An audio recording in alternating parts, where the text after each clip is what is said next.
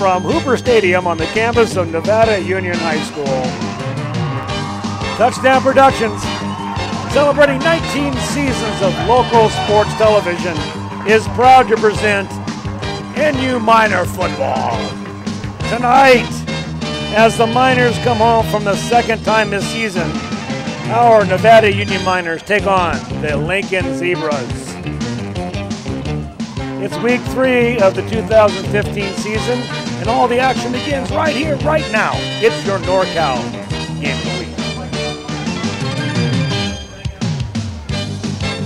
Well, the NorCal Game of the Week travels to Hooper Stadium tonight for our Game of the Week as the Miners take on the Lincoln Zebras for the second year in a row. Good evening, sports fans, wherever you might be across our worldwide audience. This is Paul Brown. Alongside me in our broadcast booth is the incomparable Steve Sitter. Our executive producer is Gilbert M. Dominguez, and we're joined tonight by our crew that is here at Hooper Stadium to bring you this Game of the Week.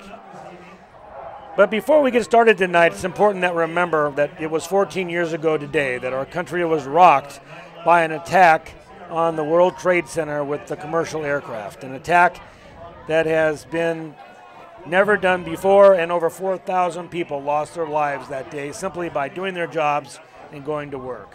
Hundreds perished in the aircraft itself, and the ramifications of that day has changed our lives as a society forever. Steve Sitter, let me ask you, where were you that morning? Well, I was 12 at the time, which definitely shows my age. I'm going to have a unique perspective. I was eating cereal, getting ready for another day of 8th grade, getting ready for Algebra 1, and my mother was watching it in the kitchen. My father was yelling at me to turn the TV on. I was watching cartoons because I was 12, and he's yelling at me from the bedroom, "Steve, turn it on the news. This is history." And of course, I'm 12 years old, and my father has a talent for overstatement. So I'm thinking, yeah, if it's history, I'll hear about it at school or something.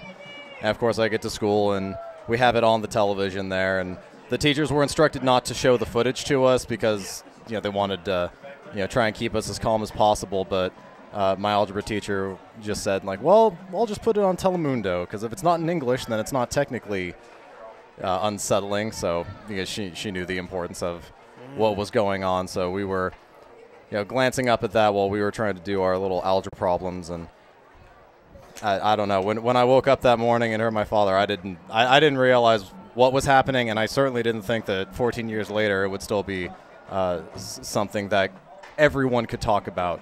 Kind of like, this is essentially my generation's JFK assassination. This is where everyone knows exactly where they were. What about you, Paul? Yeah, and I agree, Steve. I was going to liken it to the assassination of JFK. I was about your age when he died, and I remember exactly where I was at school. And I actually was on an airplane, believe it or not. I was on the tarmac at Sacramento Airport waiting to take off. Our plane was late, so we hadn't left the runway. And it's very disconcerting to think that I would have most likely been in the air.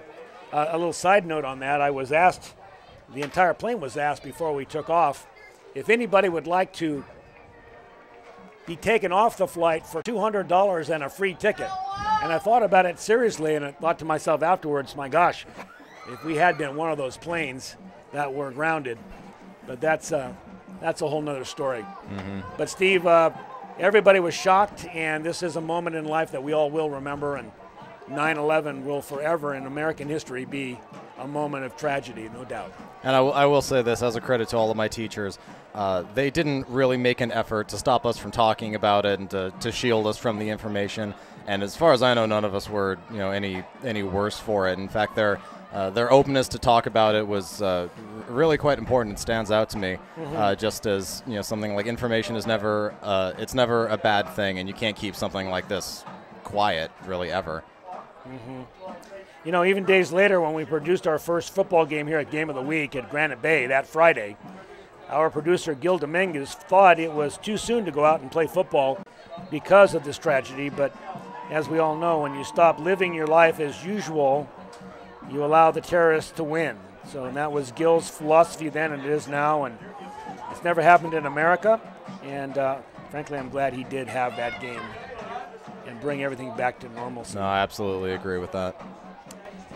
So it is with this anniversary as a backdrop that we're here tonight, and we take a moment of silence on our broadcast to remember the thousands of Americans who perished and were impacted that day.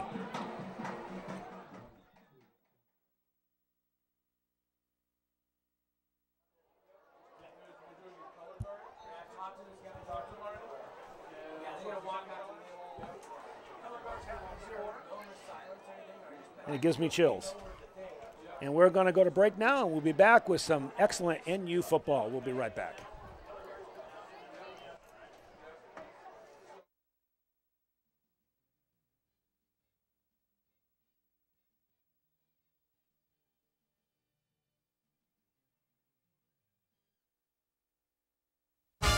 Your car is one of the most important assets you own.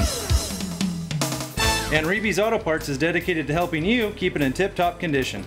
Reeby's Auto Parts is a family-owned and operated business since 1956. We have a friendly and knowledgeable staff, and as a Napa Auto Parts dealer, you're sure to find the right part you need from either of our 2 Nevada County locations. You can always count on Reeby's to be there when you need us. It's Reeby's Auto Parts in Nevada City and Grass Valley. Back here at Hooper Stadium, we're about ready to kick it off here. Nevada Union Miners will take on the Lincoln Zebras. Dennis Houlihan is in the house, coach of the NU Miners, and he'll be facing Chris Bean, who we have seen before. He was the JV coach at Bear River for a number of years, and now he coaches the Lincoln Zebras. It has been a rough road last week for the Nevada Union Miners. They returned here to Hooper Stadium. They lost last week 42-15 to Pleasant Grove. And we will now take a little walk around the foothills and take a look at the standings, Steve. Well, we have 5 2-0 teams in the SFL. Wood Creek, Granite Bay, Rockland, Folsom, and Oak Ridge. The SFL looking as tough as it ever does. Del Oro at 1-1, and Nevada Union looking for their first win here tonight.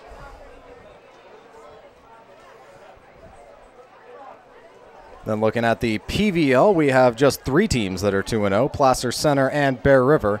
We will be following Placer and Bear River's ascent through the PVL this year. Colfax and Lincoln both at 1-1, and Foothill at 0-2. Bear River looking very strong in the PVL this year, Steve. The game was canceled tonight at Bear River, and Gil Dominguez, if you could prompt me about who they were going to play. And they were going to play Argonaut, and Argonaut was where families were being evacuated due to a fire. And so that Bear River game was canceled, bringing the game here just up the highway to Nevada Union. Gil Dominguez made the decision quickly, and we managed to get here in time to start this game. So we will see an excellent game tonight against the Zebras. Yeah, this game is going to be very, very interesting. Lincoln at 1-1 and Nevada Union at 0-2, and yet in the state of California there are only 28 teams between them in the entire state. So just according to Max Preps, these are 2 very evenly matched teams, even though the stats may not necessarily reflect that, as Lincoln leads in pretty much every category: rushing yards, passing yards, total yards, and points per game by a wide margin. And with that said, we'll take ourselves 30 seconds, go to break. You're watching the NorCal Game of the Week. This is TouchdownProductions.com. We'll be right back.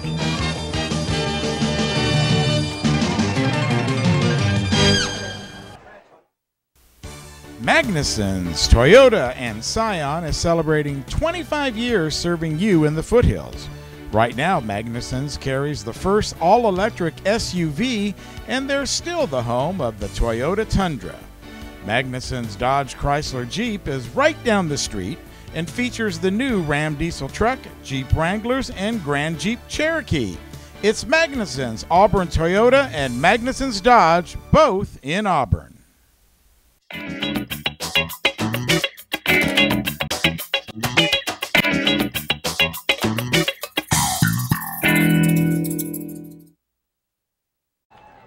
And back here at Hooper Stadium, we're about ready to kick it off here between the Zebras and the NU Miners. You know, Steve, we should see some real fireworks tonight. We're looking at The Zebras coming into town with a red-hot quarterback, Elijah Garcia. Garcia completing 32 of 52 passes for 596 yards and 8 touchdowns. So I'll tell you, I'm sure he is on the mind of Dennis Houlihan, who's going to have to beef up his backfield and his defense. Yeah, Nevada Union's scoring has been very lacking. They do not have a touchdown through the air. They have been relying entirely on their run game, and through the course of the season, that can definitely take a toll on your legs.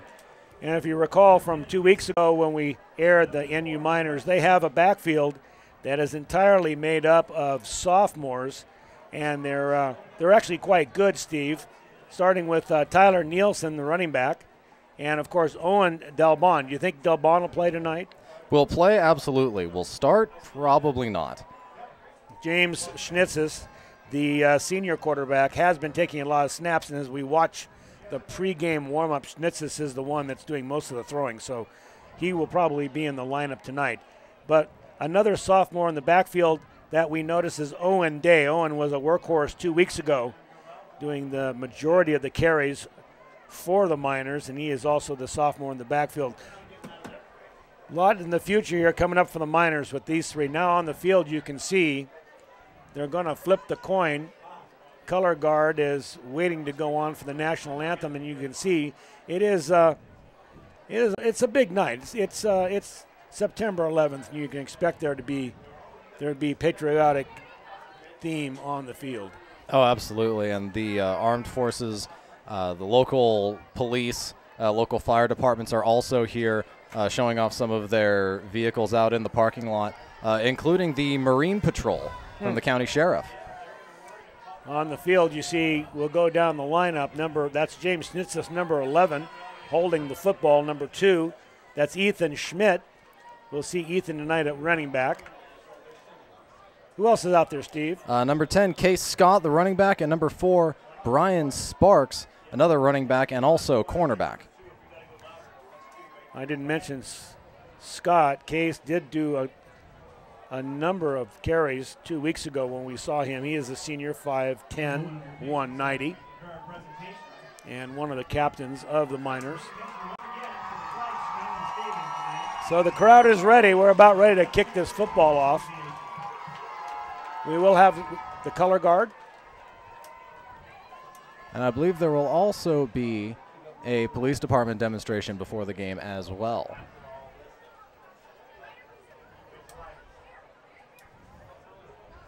And the color guard is out of Beale Air Force Base out in Marysville. There they are there. And one of the rescue vehicles from the Sheriff's Department, Nevada County, very proud to be represented here tonight. 2 fire trucks and 5 police vehicles.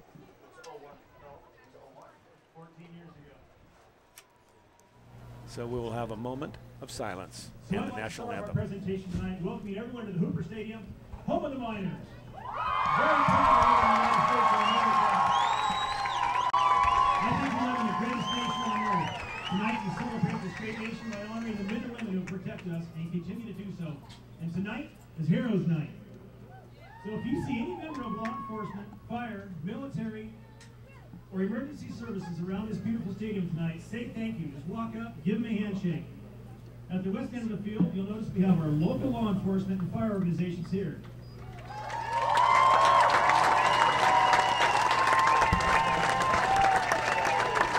Local law enforcement and fire department represented.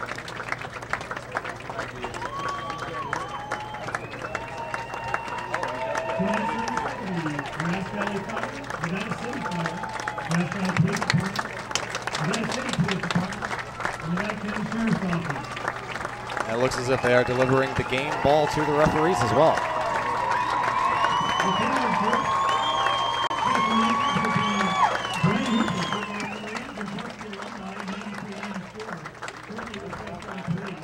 Jason Perry, alumni 1991 with Grass Valley. Steve Johnson, alumni 86 and 87 with Grass Valley Police. Shane Franzen, alumni 89 and 90 with Nevada City Police. And Sean Mason, alumni 91 and 92, also with Nevada City Police. our field guard tonight, Field Air Force Base. Our national anthem tonight will be by the Nevada Union Boys Choir. And so the NU Boys Choir will deliver the national anthem.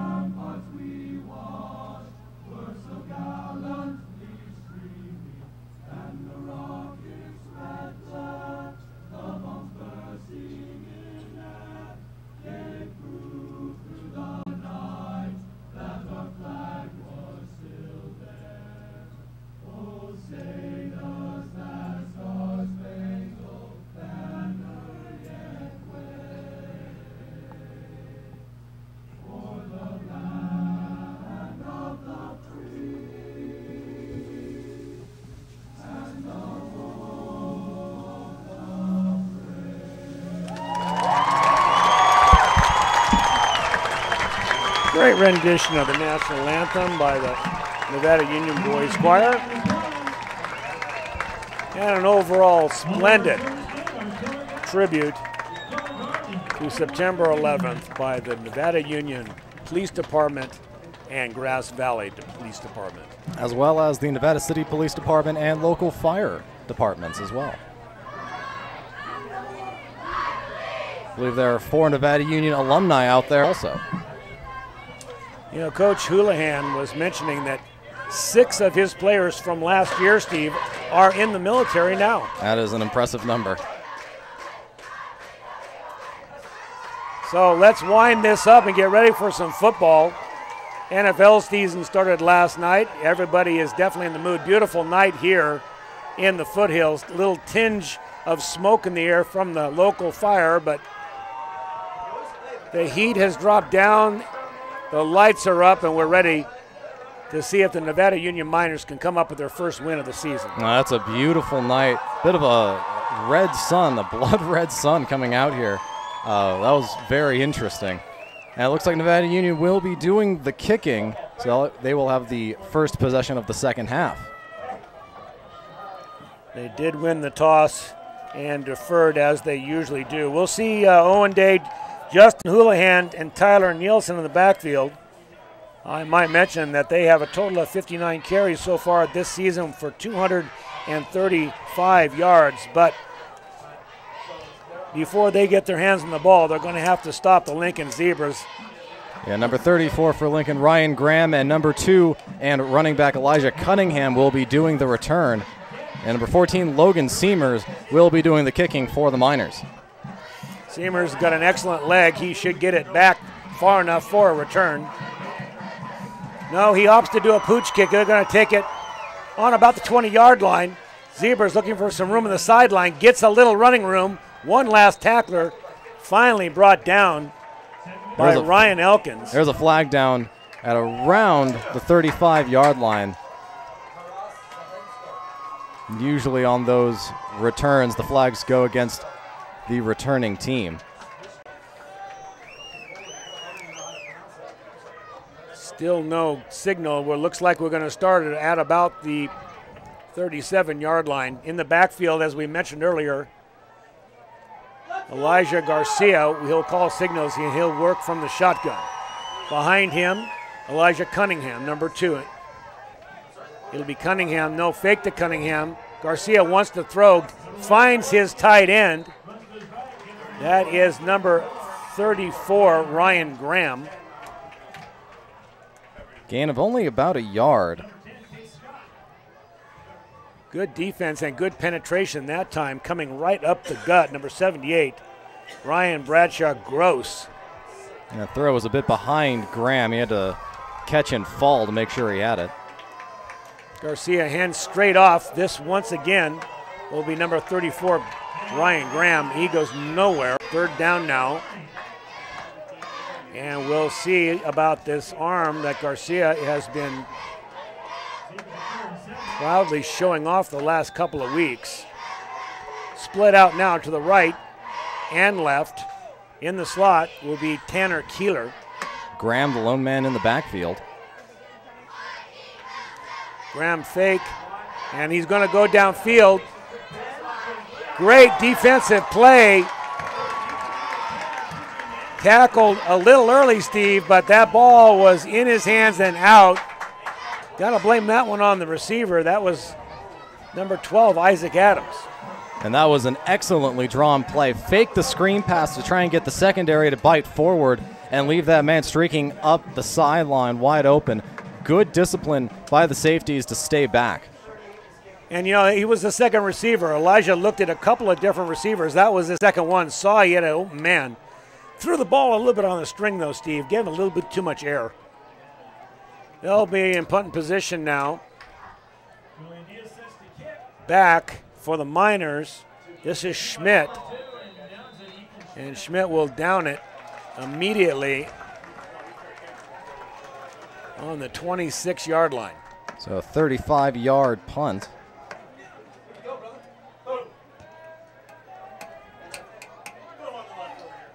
But a good showing by the NU defense, forcing a 3-and-out on a fairly high-powered offense. So let's see what Dennis Houlihan decides to dial up this week against the Zebras.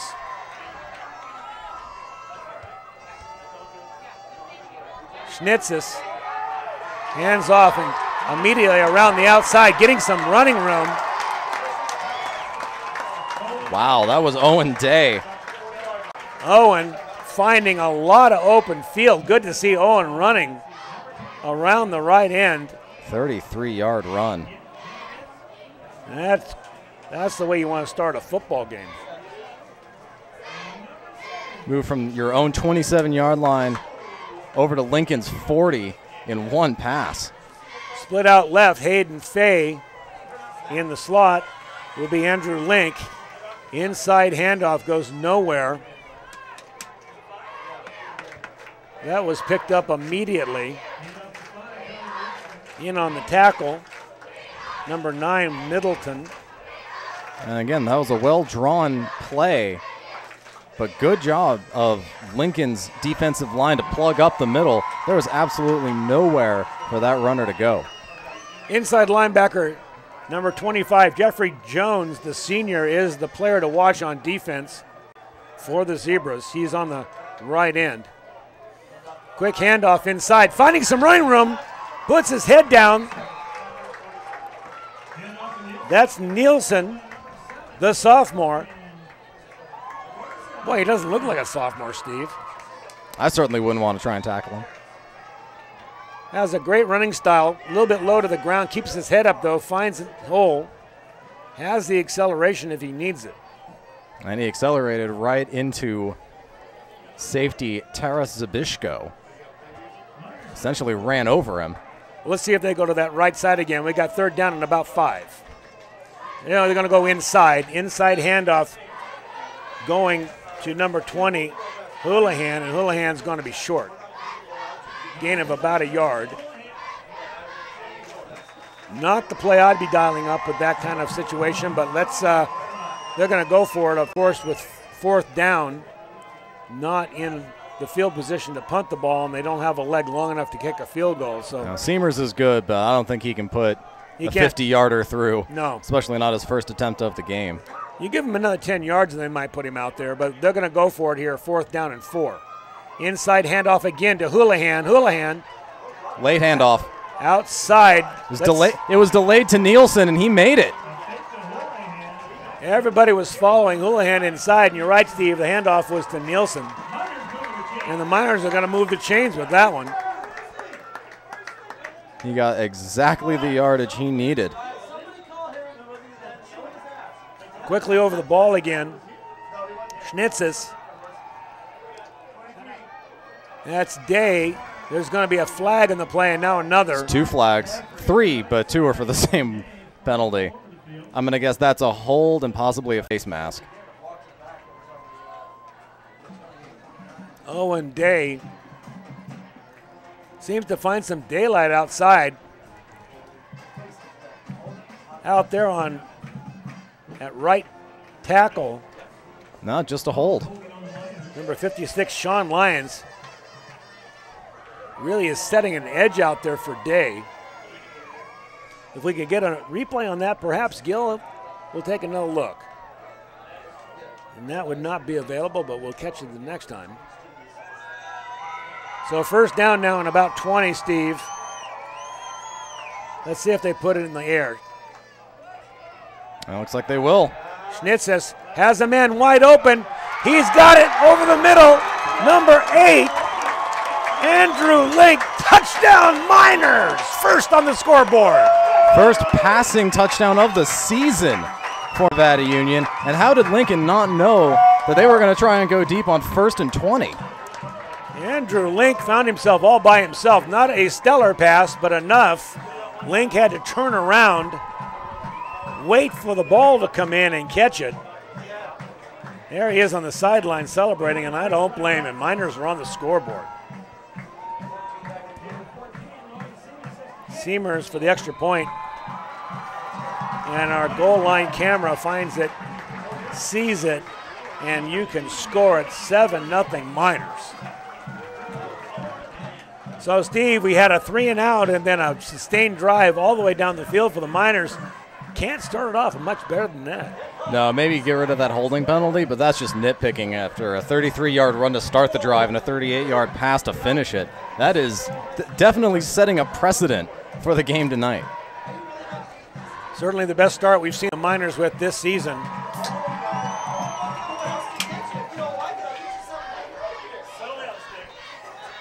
Here's a replay of the touchdown, Steve, if you'll walk us through it.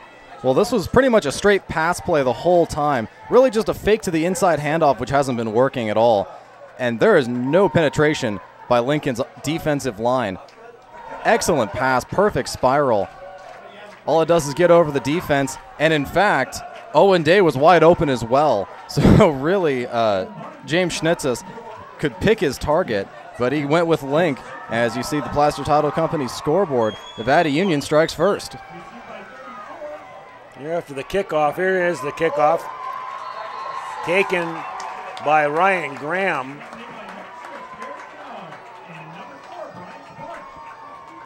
Looks like Lincoln will start on their own 35, just 2 yards away from where they started their first possession. Impressive end zone camera there, Gil. As we see the Zebras and their potent aerial offense take the field. They tried to run the ball the first 3 plays of the game. I think they'll change that. Elijah Cunningham calling the signals. There will be a quick handoff inside. Let's see if he gets any room, maybe a yard. I think they're going to give him 2, just from momentum. That was Cunningham. I almost get the feel that Lincoln was just kind of seeing what Nevada Union's defense really had. Well, now they're split 4 wide. They're split 4 wide. There's only 3 defenders out there. They're wide open on the right, but they're not going to need it. Cunningham wide open, but Garcia decides to keep the ball.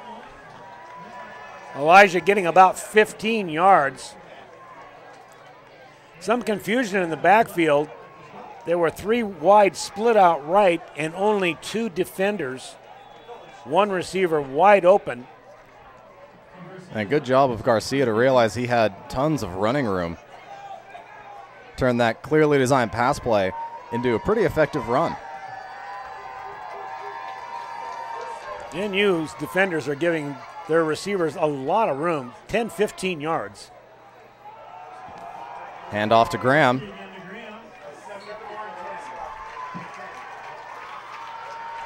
Graham falls forward for about 4.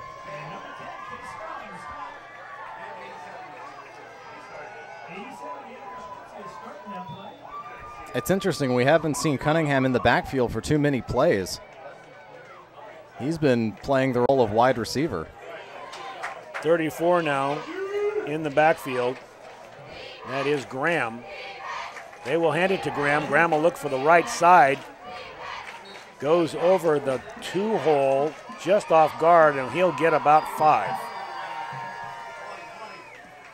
Yeah, it looks like 3.5, so this will be a 3rd and about 4.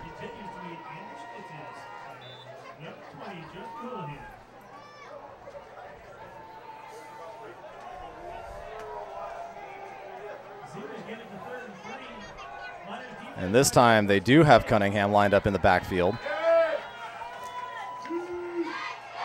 And the hard count's going to draw them off sides. That was number 78, Ryan Bradshaw Gross, and he bit on that hard count. That was well done. And well sold by Garcia with that hard clap to solidify it. Could you hear that clap up here? I could. Well, I'm old. I can't hear anything. 1st and 10. Empty backfield now for Lincoln. Quick handoff going to the right side. He's going to test it. This again is Cunningham. Cunningham getting the majority of the carries tonight. He'll get right about 5. Although I believe that's only his 2nd carry. Graham has been doing most of the heavy lifting.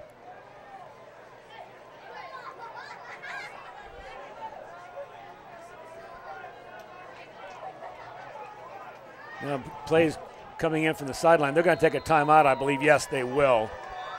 Coach Chris Bean on the sideline. And we'll take a moment to pause here. This is touchdownproductions.com. We'll be back in 30 seconds.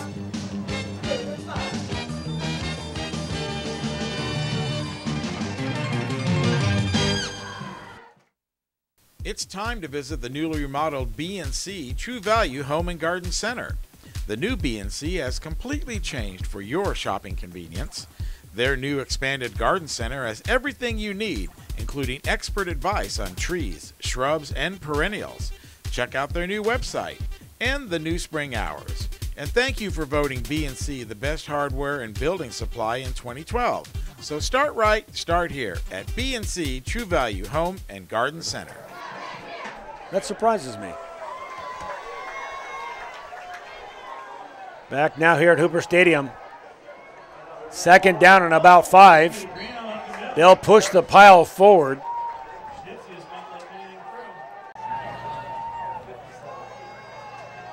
That looks like, again, number 34, Graham. Mike.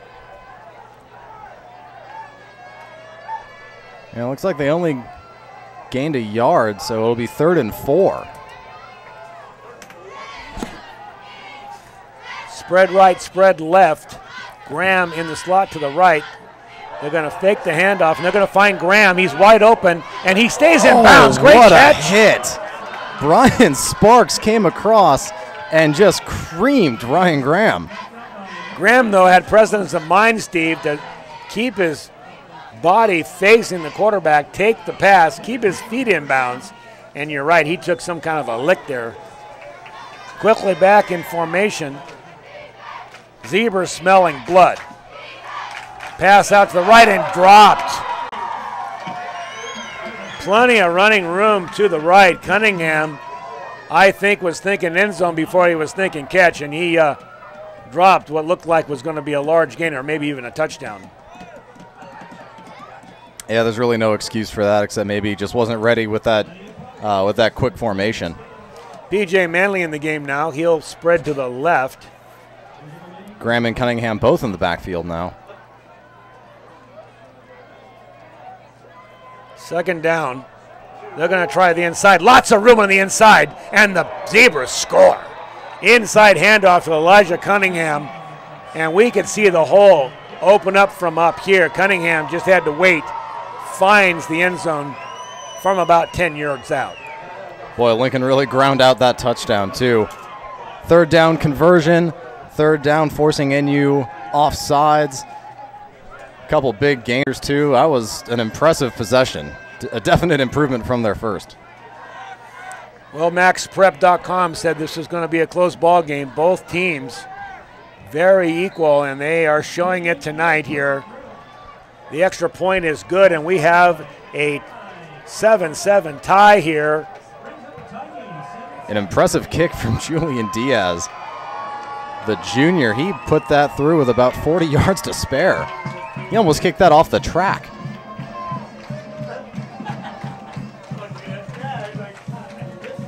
So there's the Placer Title Company scoreboard. After forcing a 3-and-out, Lincoln comes back, puts 7 on the board, and we are all knotted up at 7s.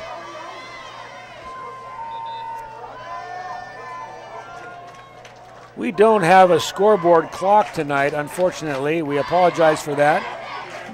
The clock is being kept on the field by the head linesman. He is going to give us some kind of a signal when we're within 2 minutes of the quarter. We'll keep an eye out for that.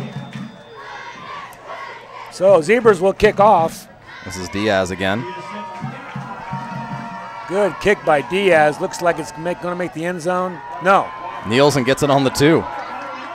Nielsen stays on his feet, keeps driving, hit again though, and the pile goes down. Nielsen just getting to about the 20-yard line, Steve. Yeah, I think they'll give him to the 22. Yep. Good effort by Nielsen to keep his feet moving, but by that time there were too many Zebras.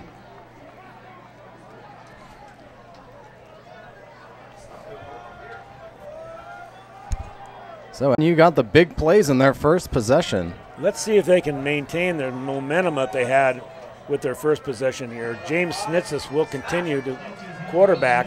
It's a handoff to Nielsen. Doesn't get too much. Looks like they'll give him 2.5, maybe 3.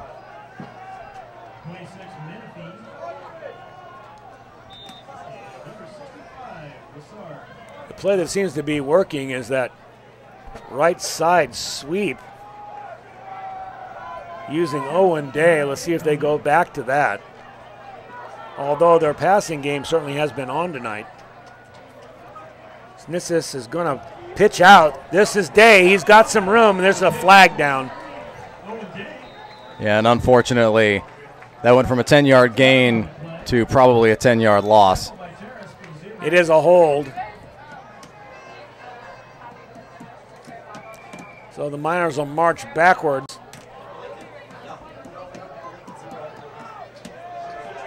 And that was another well-designed play. Fake the inside handoff, fake the bootleg to the right side, and pitch back to a running back.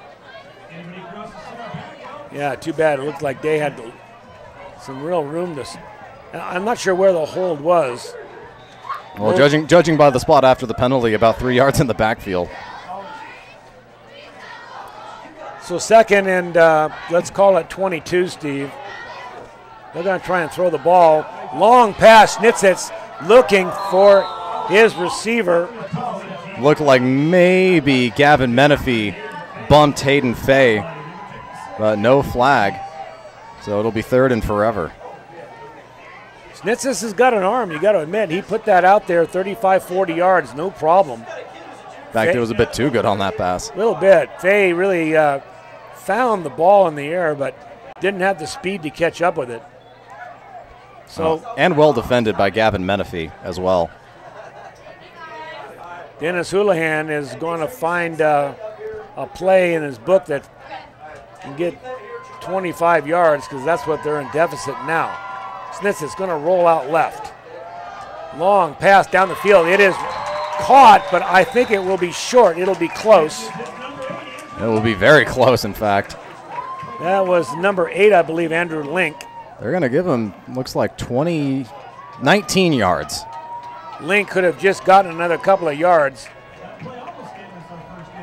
Still going to force the punt by NU as they bring out the punting team. They might go for the hard count here. A little confusion now on the play coming in to Morosky. A pretty decent kick. That'll hopefully, yeah, that takes a nice NU bounce. It couldn't be much better, Wow. Steve. It's just going to keep going. That ball's heading for the bar, and it's going to be down at about the 16-yard line. So the hope for good field position by Chris Bean is for naught with a good punt off the leg of Murawski. 53 yards. That is very impressive. Brandon Mrazowski.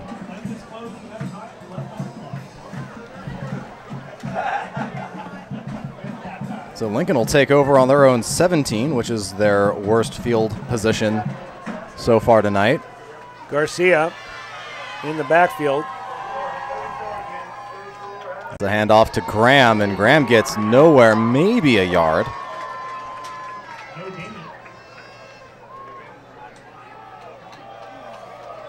Zebras haven't been successful with that play all night. They keep hitting at it. To NU's credit, the only inside handoff they've really allowed was the touchdown run by Cunningham, which was very well executed. Second down now and 9. And NU's going to. Yeah, they're going to get him. They're going to get him. Yeah, Garcia down. Tried to get away. Pocket collapsing around him. Gets back to the original line of scrimmage. It'll be third down now and 9. So Garcia being forced to throw here.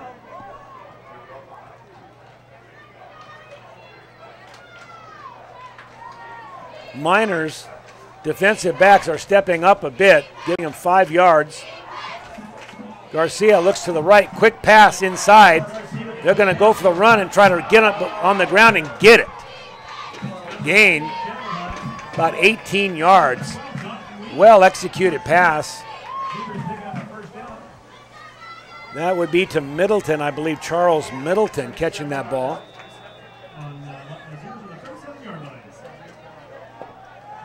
Very impressive third down call, and that's their second straight conversion. That was the same play that they dropped the ball, if you recall, in the last series. Garcia stays in the air, caught again. Zebras have got some running room. This is Kettlehut. Chris Kettlehut rambles all the way down to the 20-yard line, and the Zebras are in business. That'll be a 42-yard pass, just a simple slant pattern, cutting across the middle. And the linebackers for NU are nowhere to be found. Nothing fancy about it, Steve. Just a simple cut and go. Four wide again for Lincoln. Garcia wants to run, finds a receiver, and scores. Caleb Kettlehut. He was the one that caught the pass originally to get him in this position, and he is given the touchdown by Garcia with the flip pass. Defenders came in, Steve, and he just flipped it over their heads. Yeah, that's just blown coverage on 2 consecutive plays by Nevada Union. They have got to get guys on those wide receivers. That was one of the concerns in the pregame. Dennis Houlihan mentioned he's going to have to get his defensive backs to step up. So with that said, the extra point is good. We're at 14-7. Miners now trailing. Still in the first quarter. And I think right now for Nevada Union, this is just a trust issue. The secondary has to trust the line to stop that inside run, which they've been doing. I think maybe that touchdown run by Cunningham got them a little bit rattled. But really, the secondary's been doing a good job. The line's been doing a good job. But those last 2 plays, the secondary wasn't trusting the line, and they were kind of cheating to where they thought the pass was going to go instead of just sticking with your coverage. You see the Plaster Title Company scoreboard. Lincoln scoring in consecutive possessions. They are now leading 14-7.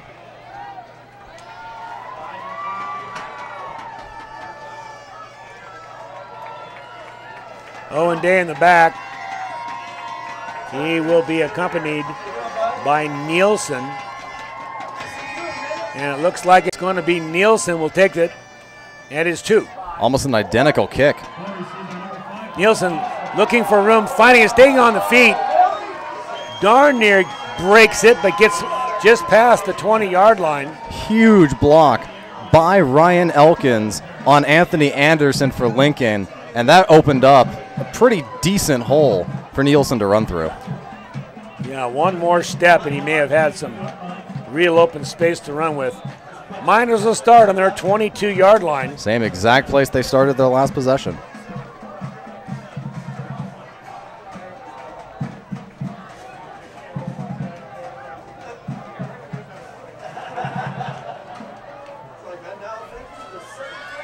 Schnitzes. Looked like a handoff to Whittlesey.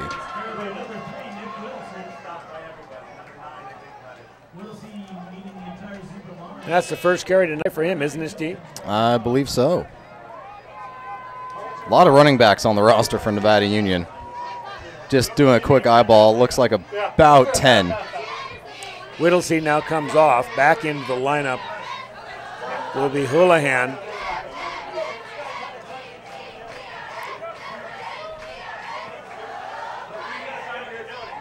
Schnitzes rolling left, wants to throw it long.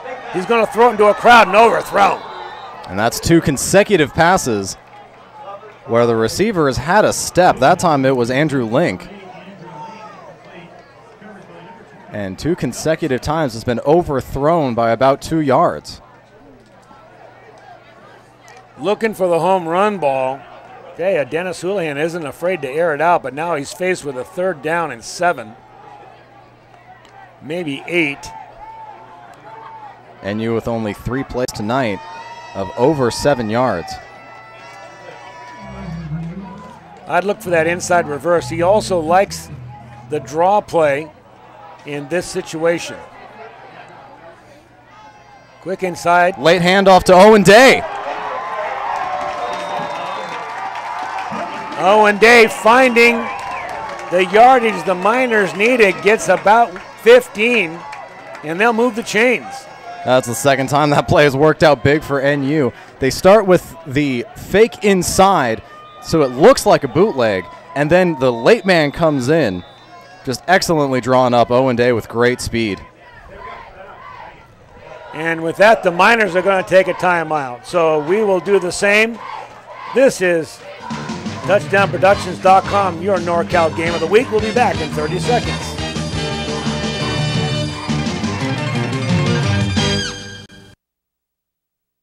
Anything Green Hydroponics is your source for hydro systems, grow lights, and soils. Anything Green offers a complete range of organic nutrients as well as fungicides, miticides, and predatory bugs. Anything Green Hydroponics has just received this year's soil. Get your totes, pallets, or individual bags. Stay tuned for future workshops. It's all at Anything Green Hydroponics.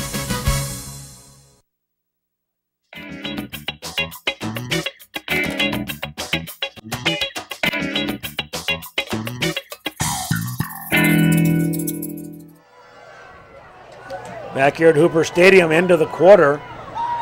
Scoreboard shows the Nevada Union Miners 7 and the Zebras from Lincoln, California 14. Good football game tonight, Steve. Like you said, a very interesting diversity of offenses. Yeah, Nevada Union right now with that huge 3rd down conversion, hoping to keep that momentum going. Schnitzes will hand off. Lots of room. This is number 5, Nielsen. And Nielsen will ramble for another 1st down, getting about 13. And this time they just went with a straight inside handoff, and that caught Lincoln off guard. They were expecting more misdirection. Miners now in Zebra territory, looking to make back up the 7 points they just lost on defense.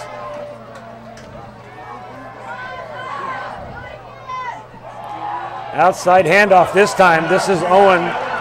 He's fighting a lot of room. He's still on his feet. Ran over Darren Patiangan. Got a huge gain. Yeah, huge gain. Patty Angen getting up a little slowly, but I'll tell you what, Miners have fired off 2 plays, moving the chains twice. Combined for 36 yards. Here's the replay. Again, another simple play, just tons of room, and just lowers his shoulder at the end, goes right in to Patty Angen, and gets about 5 extra yards after contact. You got to hand that one, Gil, if you'd show that one more time. Tyler Nielsen got the block that sprung him. We'll do that after this. Quick pitch out now. They're going to give the ball, reward Nielsen. And what a block by Hayden Fay.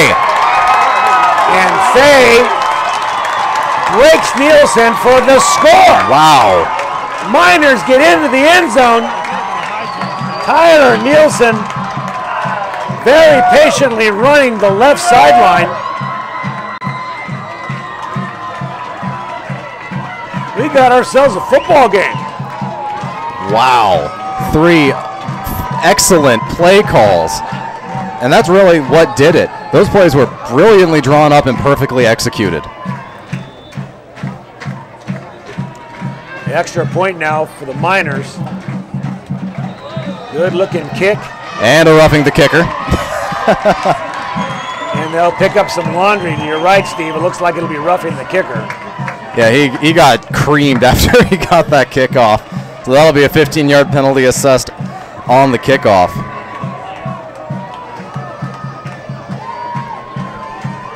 So the Miners now find themselves in a fist fight here early in the second quarter.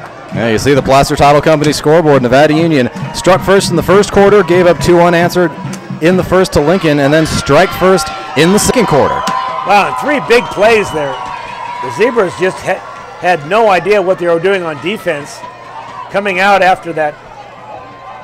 The quarter starts and their defense went south on them. And I'm still thinking about that huge block Hayden Fay put on to spring the touchdown run. That was huge from a sophomore.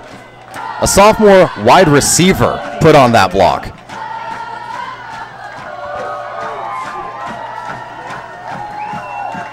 Miners, because of the penalty, will kick off from the Zebra 45-yard line.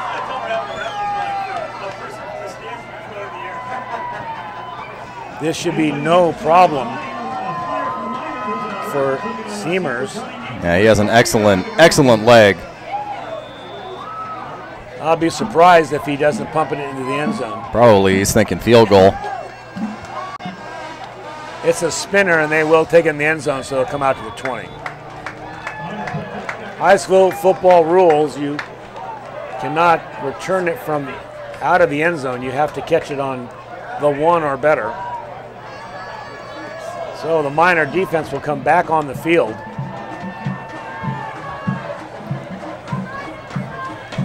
Led by number 78, Ryan Broadshaw Gross, and number 56, Sean Lyons.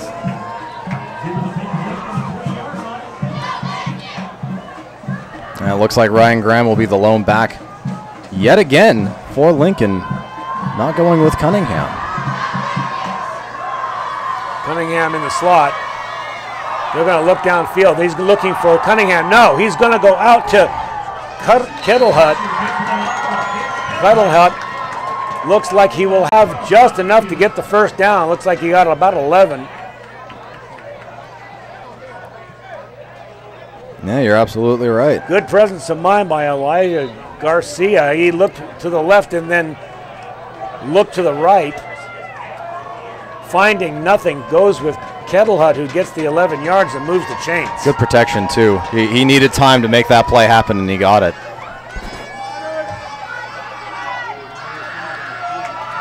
Garcia going to throw again. Going to dance around the backfield. He needs to get rid of this football. No, he's going to find some room, going to turn the corner and go down quickly. All that run is going to net him about 4 yards, maybe 5.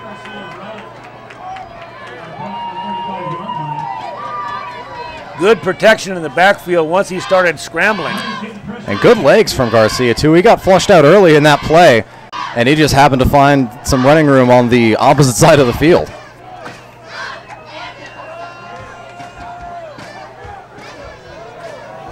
Kettle Hut spread left. Slot again. Only 2 wide. They're going to go inside, see if there's some room, and they got some room. Not quite enough for the first, though. So it'll be 3rd down now. It looks like about a yard. In the first quarter, Lincoln was 2 for 3 on 3rd down conversions. 3 for 4 if you count drawing NU off sides, which doesn't count, but I think it should.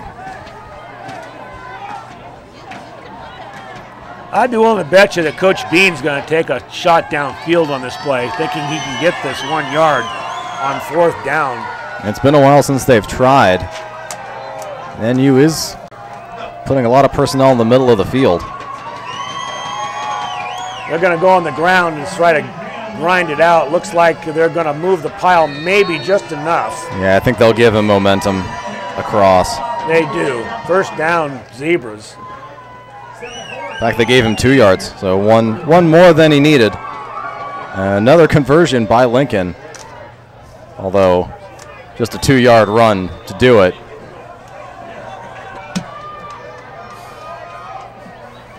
Now they go 4 wide. So the drive continues for the Zebras. Really 5 wide, empty backfield. Completely empty. Quick pass out to the left, which goes backward. And the ball's loose.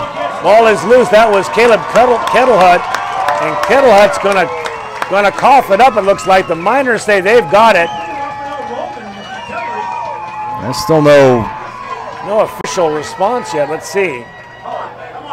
Tanner Keeler is having words.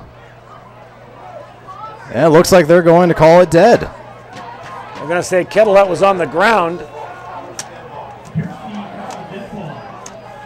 So it'll be a completed pass for -3 yards. Maybe 4. Same setup. This time they do go wide. And this time it's badly overthrown. Garcia throws the ball way over the head of his receiver, Kettlehut. No one in the vicinity of where that ball landed.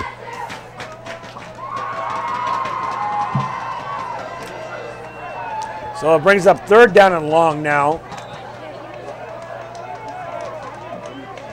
If the Miners can hold them, they're gonna force the Zebras into a punting situation. Same setup, trips wide, no backfield. Linebackers up on the line. Looks like they're gonna bring them. They don't. They fall back. Pass down the middle. Great catch. This is Kettlehut again. Caleb Kettlehut is a very fine wide receiver. Big, tall, 6'1", 170, and uses that height and strength down the field. And that was a bullet pass from Garcia, too. Perfect strike and a late cross pattern. Actually pretty well defended. Kettlehut just had good hands. And the problem was NU was playing a bit soft. That far downfield, they didn't want to risk a big touchdown. Inside handoff now going inside to Cunningham. Cunningham actually gets a few yards after his first hit. About 7. Yeah. First hit in the backfield, number 87. That's Andrew Schnitzes. Had his hands on him, couldn't keep him. Now they only go 3 wide. Single man in the backfield, that's Cunningham. There's that quick pass to the right. It looks like Keeler, number 4. Garcia likes that pass, quick pass out right. They're going to keep doing it until NU can sew up that hole. And now we're seeing more of a West Coast offense from Lincoln. Soften them up on the ground, and now they're just crisscrossing with an aerial attack. Getting plenty of time, and now over the shoulder, Zebras score. Caleb Kettlehut, beautifully pass and a beautiful reception. Turned around the defensive back. That was, I believe it was number 14 out there. That was Seamers. Oh, and speaking of good play calls, that was perfect. And excellently executed by Garcia, who threw 3 consecutive bullet passes to get in the red zone, and then a touch pass to the corner. The extra point is good, and we've got ourselves a back-and-forth football game. Fun one for the fans, not so much for the teams on the field, but the Zebras from Lincoln now lead 21-14 midway through the second quarter. Here's the replay, Steve. Let's look at this. And there was only one option from the snap. It was a touch pass. And he put it exactly where he needed to his star receiver, Kettle Hut. Now watch right over the shoulder here. Turns the defensive back around. Who was that? That was number 12. Who was not on our roster. See the Placer Title Company scoreboard. Lincoln again answering back, and they retain the 7-point lead they came into the second quarter with.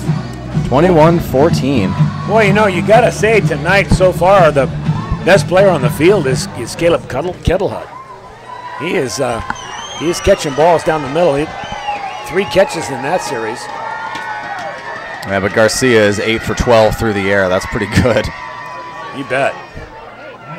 Wow. Great kick. And that will be touchback. Fielded by Nielsen. So the Miners, on 3 plays in their last series, Steve, marched right on down the field and stuck one in the end zone. And you can bet the linebackers and secondary for Lincoln are thinking about that last series. You bet.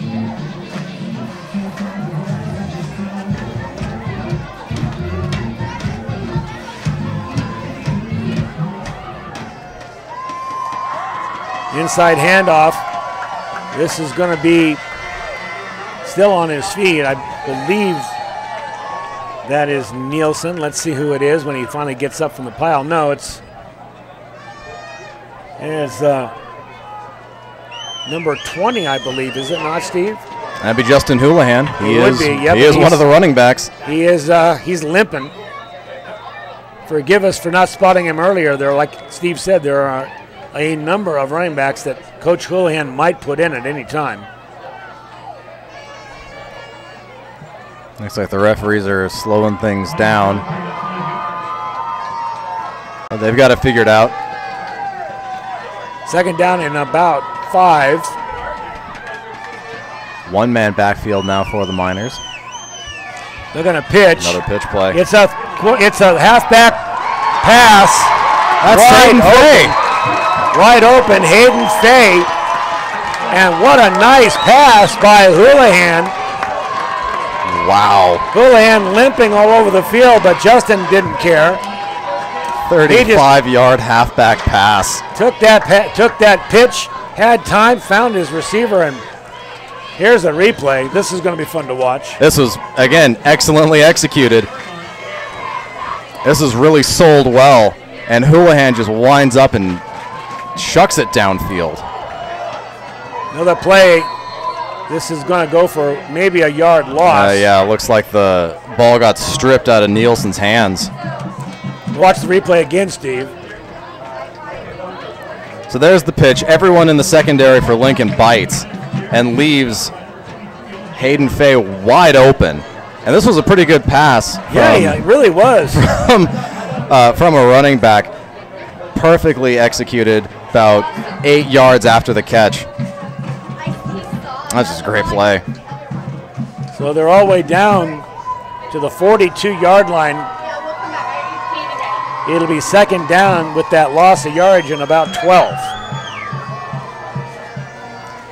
Miners inside handoff.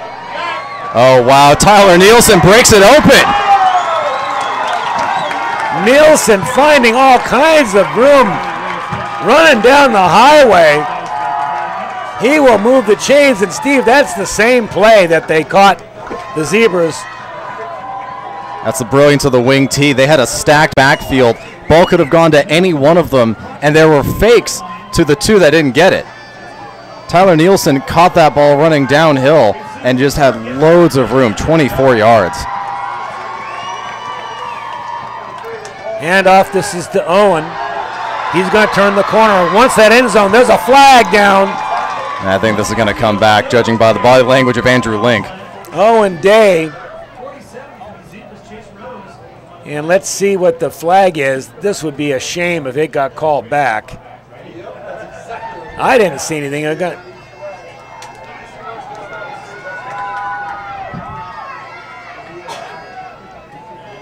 lot of discussion. They're going to call the Miners for a hold. I don't know. Well, that's their 4th penalty for 35 yards. And it's going to knock them back from the original line of scrimmage.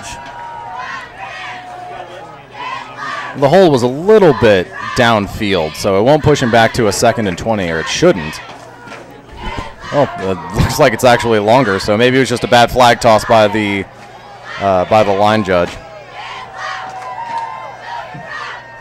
Yeah, that's looking like 1st and 22. Owen Day finding all kinds of room that time. Miners seem to be able to run at will on the Zebras. Their offense is really clicking.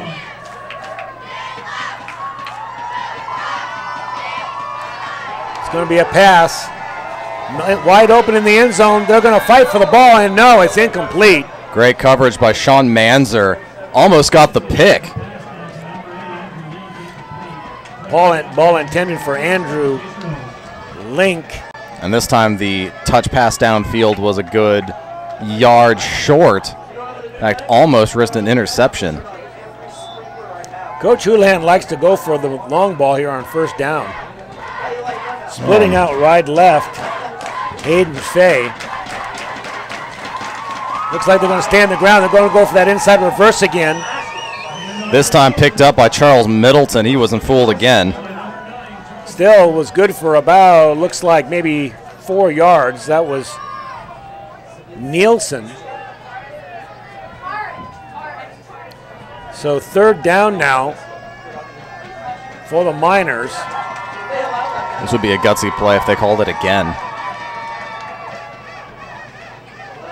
No, they're going to fake it. They're going to try to go downfield. Oh, he's flushed out. Snitsis has got some room looking for a receiver, and he's going to try for the end zone. Little pushing and shoving down there, but Link was unable to get to the football. That time it was with Gavin Menifee. Excellent coverage, and they were playing hands downfield, no certainly. doubt. I would say if he's going to throw a flag, that line judge threw a flag on that hold. He would throw one on pass interference there. I think they had a lot of contact going on. So it's a 4th down, Steve, and it would appear They're going to kick. They're going to try for a field goal here. This will be how long from here? Well, they're setting up on the 30-yard line. So 40 yards. We've seen Seamers kick them this long before. Let's see if they can get it down and off. Good snap, good kick, and Seamers. They got under it. Yeah, it spun it. So the Zebras will take over with a 7-point lead here late in the 2nd quarter.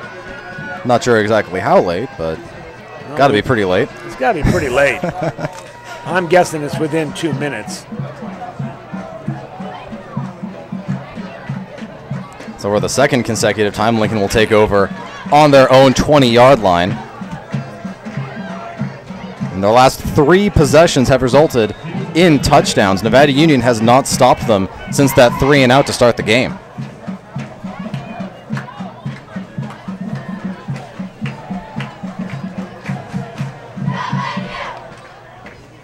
First play from scrimmage. Got some running room, breaks through from the middle, making some moves. This is Cunningham, and boy, he saw some light, and he made every yard that he possibly could, left and right, leaving defenders in the dust. And that's the first time Nevada Union's defensive line just got beat. No doubt about it. Hustle up offense late here in the 2nd quarter. Looking for the pass downfield and knocked down. Beautiful play. Justin Houlihan got a hand up. Houlihan Smacked that to the earth. playing from his linebacker position. gets up there and swats it down, stopping the clock and the momentum.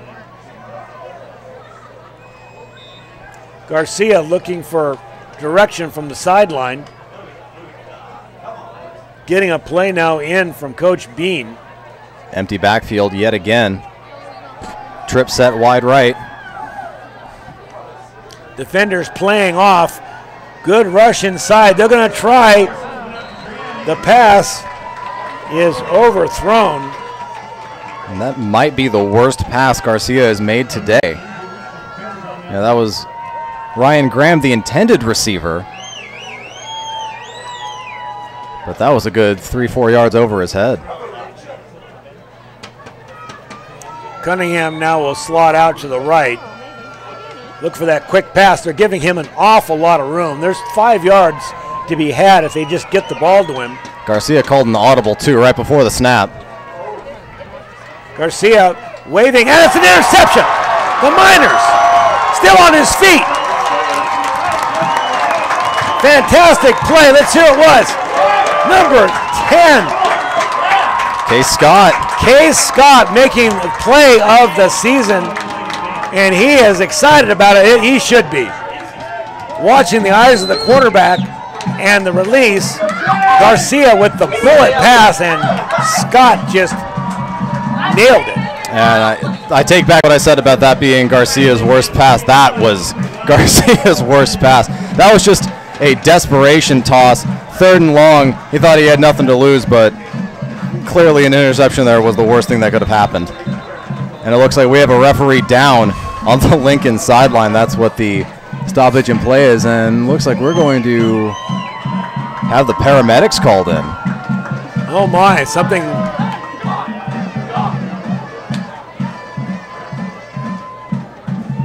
I don't see anybody down on the sideline, Steve. Is he standing over there? Well, he got up. I saw him get up. They've got his hat off, and yeah, it looks like they're giving him a concussion check. Yep.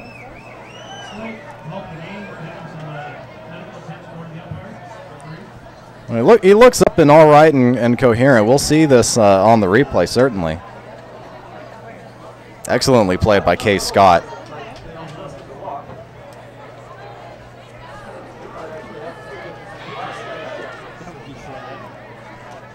All right, now we'll see. Again, Case Scott completely he realizes that this play is completely broken, so he sticks with his man, knows he can't get too far downfield, and gets himself in the right position. So we'll see. This is the line judge. Ah, there it is. He gets blocked. Zenon Lopez gets blocked right into the side judge. That was a great shot from the end zone camera. It really was, and you could see the helmet went right to the line judge's chin. So I wish I could tell you how much time was left in the half. It can't be much. Time is being kept on the field. We don't know from the scoreboard, but the Miners will have the football. So we've got word from the truck. It's about 9 seconds. Not that much time. Although NU does have it on their own 48. Best field position of the night. There's a flea flicker, and he's got some room. And he's going to be ridden out of bounds, so that will stop the clock. No, it looks like that's the end of the half. Good. No, it's not. No, it's not. They're going to give him another play. It went out of bounds, so the clock is stopped, and there will be a timeout call. We really don't know how much time is left. Wow, what a quarter. And with that, we'll go to break here. We'll be back with the action here at Hooper Stadium. This is touchdownproduction.com.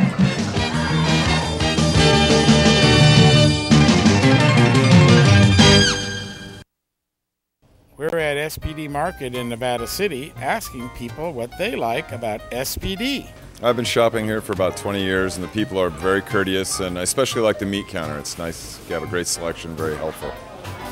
Because it's local, it's small, have wonderful selections of things I need, and the personnel are very nice.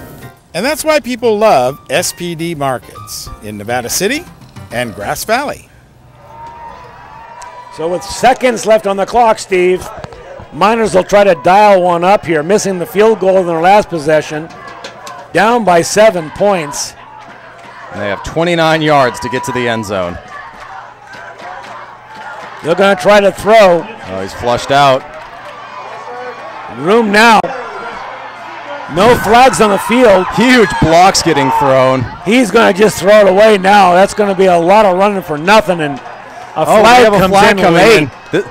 This could be a late hit on Charles Middleton, and that would result in an untimed play. So if that is the case, Middleton may have just given the Miners hope. A timeout has been called now by the Zebras. They're caucusing on the sideline. And they're moving the sticks. This is going to be a 15-yard penalty, or excuse me, a 14 and a half since they're inside the 30. No, they're going to call it the quarter. They're calling it intentional grounding. And they're still discussing it on the sideline. Steve, it's not a late hit. It's intentional grounding. It must be because the pass didn't get back to the line of scrimmage. Coach Houlihan is down there having a brisk conversation with the official, but both teams now have headed for their end zones, and it will be halftime. There's your Placer Title Company scoreboard. This is a good one, fans. NU 14, the Lincoln Zebras 21. There may be smoke in the sky, but there's fire on the field here at Hooper Stadium. Fans are being treated to a great football game. We'll have Steve Sitter give us some halftime stats.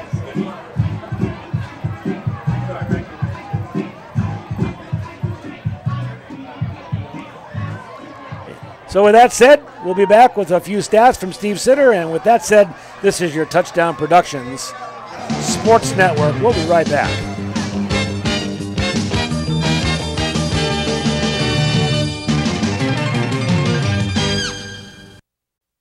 Welcome to Plaza Tire and Automotive Service in Grass Valley. At Plaza Tire and Automotive Service, the customer comes first. We only do what's right for the customer, not necessarily what's right for business. Third generation family member, learned all that I know from my Grandpa Fred, my dad, my Uncle Mike, my grandma. My entire family's been a huge part of learning about the automotive industry. Grass Valley is our 4th location, and you can also find us in Colfax, Penn Valley, and Nevada City. I am Blake Hauser, and I welcome you to join us for the grand opening at our Grass Valley location.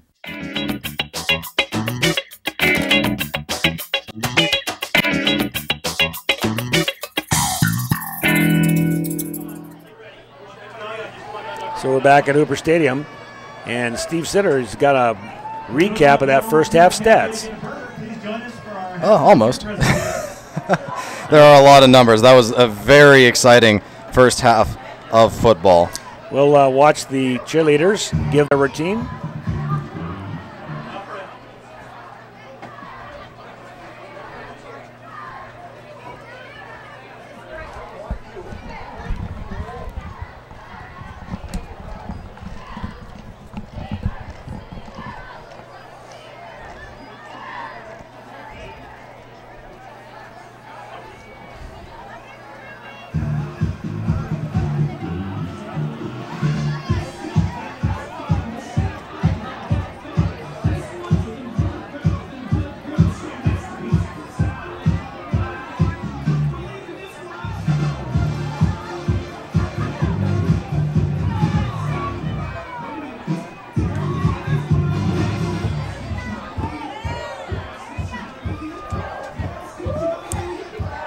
We are waiting here for Steve Sitter to come up with his final statistical information here. Furiously working on his computer, and we'll be right back with Steve's report. This is your Touchdown Productions Sports Network. Sportstown, touchdownproductions.com.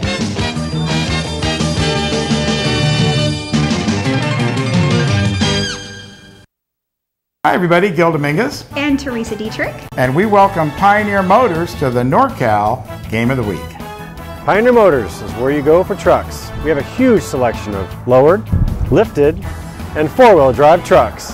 At Pioneer Motors, we have a huge selection of all-wheel drive vehicles like Audi, Volvo, and Toyotas, to name a few. Looking for a fun car to drive? Come on down to Pioneer Motors and see our huge selection of Mini Coopers, hatchbacks, and luxury cars too.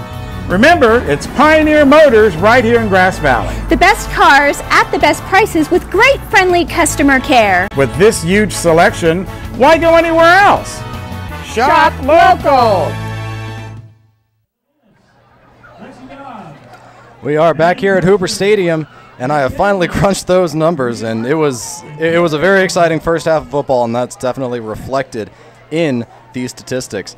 In terms of offense, Nevada Union and Lincoln virtually identical, only 8 yards separated them. Wow. In total yards gained. Nevada Union had 154 running yards, averaging 9 yards a carry, boosted by that wing T offense and its fantastic deception. Lincoln, on the other hand, still had 115 running yards, even though they started very slow. That big 33-yard run by Elijah Cunningham brought their average up to 7.2 yards per carry.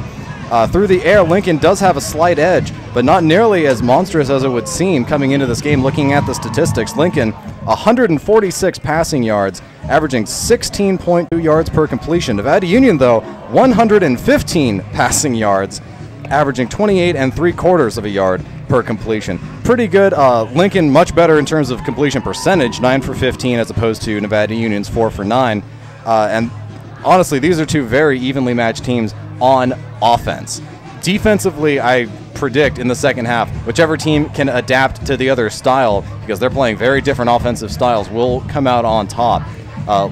Lincoln going with the trip set wide, 5 wide empty backfield. Nevada Union hasn't really faced a team like that, and it's hard to practice against a team when you don't run a similar offense. So when you see Nevada Union and Placer, they both run the wing T. This is not the same kind of game. Nevada Union is relying on deception, and Lincoln is relying completely on those big plays, especially through the air, which sets up the run game kind of retroactively. And we did see a bit of that in the second quarter. Although Lincoln continuing to go through the air, 5 for 9 in the second quarter, pretty good. And the one thing Nevada Union needs to really work on, penalties. 4 penalties, 35 yards. Lincoln only had the one 15-yard penalty roughing the kicker, which is tough, but not really as terrible as the 3 holding calls Nevada Union got called on them, pushing them even farther back. Also, Nevada Union 1 for 4 on third down conversions as opposed to Lincoln's 4 for 6. Much, much nicer. When you're in that 2 for 3 range as opposed to the 1 for 4, you get more confident on those third down play calls as opposed to just kind of playing it safe, maybe setting up a field goal in the middle of the field, looking at that B option when you know that you're going to pick up that third down conversion more often than not. That's really more a peace of mind thing. Both these teams are playing very good football. Really the only mistake was that Lincoln interception, which turned out not to hurt them with only 9 seconds left in the half. But Nevada Union does get the ball first in the second half. So you have to wonder if that momentum carries over. And you know, the battle of the lines, Steve, from the offensive side, I'm going to give the battle of the offensive lines to the NU Miners. They were seeming to open up the holes for their running game. Their best drive, in my opinion, was that late in the second quarter, and they scored on those 3 plays, the 3 running plays. So I think the battle of the lines, I'm going to give that one to the NU Miners. Now, as far as defensively, the Miners, I believe, are going to need to step up with their defensive backfield. We talked about this before the game. The defensive backs, as per Coach Dennis Houlihan, we're going to get up and get in the face of these receivers, get more physical. I don't see that. I see them way off the ball, giving them the first 5 yards, worried about the possibility of them getting behind them and getting burned. Let's see if they make an adjustment there. If I'm going to make an adjustment by Dennis Houlihan of the Miners, that's where it's going to be. I'm going to get those defensive backs up closer, get them in the face, and see if I can stop this guy, Keeler and Kettlehut, from killing them with the passing game. Yeah, absolutely. And the passing game really looked sharp in that second quarter. 62 yards. They had a loss of 3. That really drove the average down.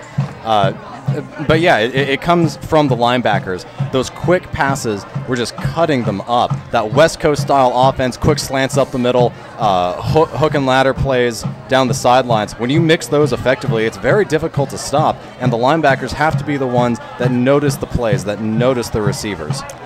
So with that said, we'll be back with the second half.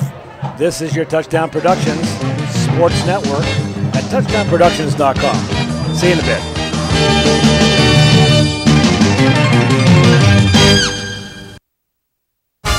Your car is one of the most important assets you own.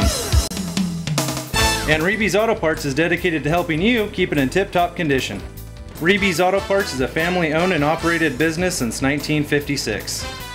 We have a friendly and knowledgeable staff, and as a Napa Auto Parts dealer, you're sure to find the right part you need from either of our 2 Nevada County locations. You can always count on Reeby's to be there when you need us. It's Reeby's Auto Parts in Nevada City and Grass Valley. Back here to Hooper Stadium, about ready to put foot to football. Miners trailing 14-21. Lincoln Zebras, under the tutelage of Chris Bean, were able to scratch out an extra 7 points in that first half. Both teams very, very equal, as Steve Sitter and his stats indicate here. Although they did manage to scratch out that extra 7 because they had an extra possession. Nevada Union starts it this time, so they have a chance to get that extra possession and make up for it. And you beat the Zebras in Lincoln last year. This is the second time these two teams have played. So because of deferring the football on the opening kickoff, the Miners will receive. And kicker Julian Diaz has put it in the end zone or to the goal line 3 consecutive kicks. And it looks like Coach Bean is going to have a word with Diaz, telling him where to put it, which is something we have not seen. I mean, if he's going to put it in the end zone that often, what could he possibly be telling him? Maybe they're going to try something a little sneaky here. Well, it looks like NU's line was paying attention. I can't imagine he's going to try an onside kick. They're not lined up for it. Now we have referees coming on the field. That would be nice to have for a football game. Have a few of the men in stripes out there. He's just kind of sashaying up to the football, not probably having a coordination with the watch. They are keeping time on the field. Does look like 3 of the referees are looking at their wrists a bit more often than would be coincidental.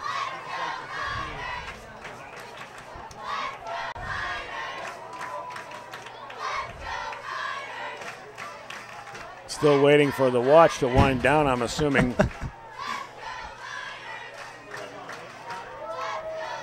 They have to go at exactly, if the kick is off by a second, it could throw everything off. So they have to kick at exactly 8:53, I'm guessing. I don't know. You got a better guess, Paul? Looks like he's going to blow the whistle. Here we go. NU will take the football, and it will bound into the end zone. They'll take it on their 20. And that may be a good thing. That was a bit of a knuckle kick. Yeah, Tyler Nielsen was trying to make a decision where he was going to field it or not. I think you're right. I think it was just left alone, and they'll take it on the 20. And if that was intentional, that was an excellent strategy.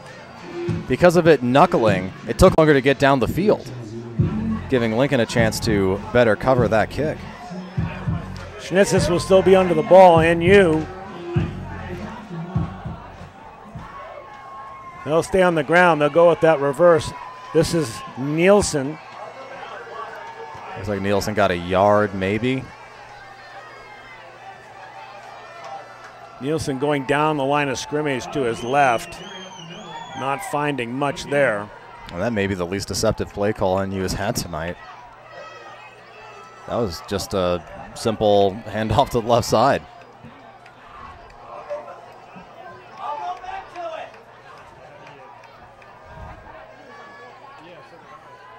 Schnitzes wants to throw the ball.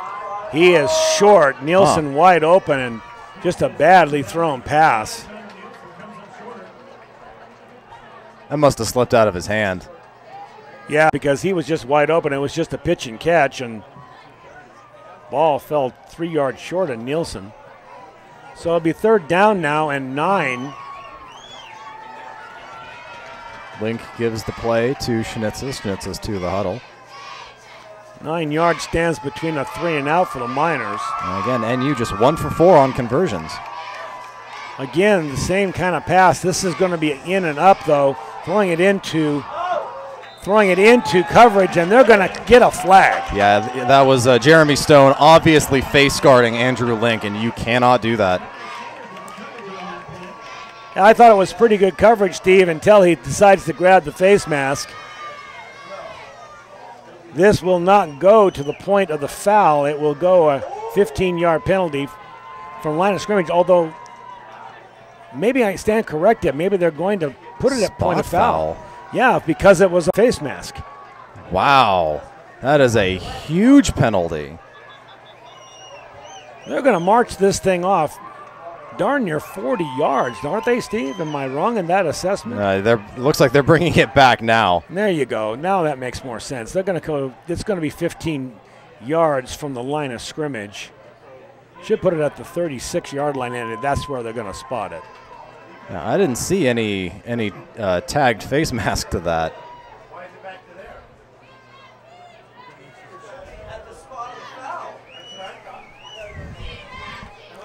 We can hear them discussing this call and the penalty in the press box next to us. And that is NFL rules where pass interference is a spot foul. And it's 15 yards in college and in high school.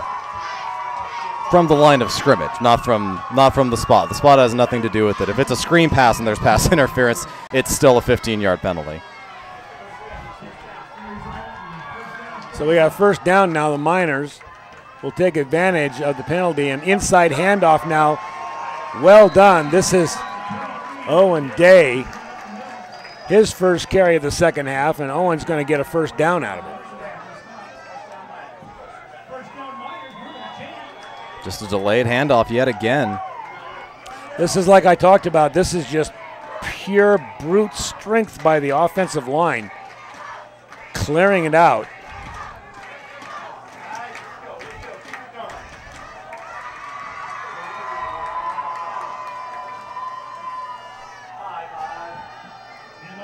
Hand off to Nielsen, and Nielsen's going the wrong way. Looks like he's going to lose. They're going to spot it at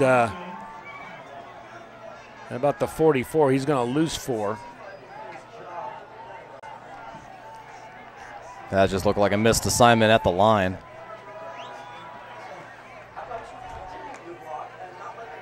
I'm going to throw out a spot of credit here to Sean Lyons here, the offensive lineman on the right side, senior, 6'3", 220. Sean needs to be given more credit for the holes he opens. Pass on the run, just off the fingertips. Link just not able to stretch out and get that one. That would have been an amazing catch if he had come up with it. He had to fully extend. And that pass, again, just not where it needed to be. There was no need for that to be a diving catch. If he could have caught that on the run, he had at least 30 yards in front of him. Yeah, take a little heat off of that one. So we're back to third down now. Last time the Miners were in this position, they were bailed out by a penalty. Just the second of the game for Lincoln.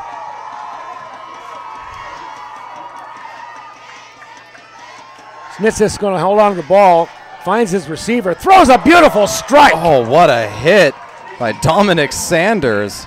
But the catch was equally as good. That's number 87, Schnitzes. It's a Schnitzes to Snitches. You say that fast. Brother to brother, and it's a beautiful ball, complete, but it's a yard short. I'm going to do the replay on this one. Their last run did lose yards. You can see it, beautiful, Steve, and that's a strike. And we get to live action. It definitely looks like he got over the line, over the first down line.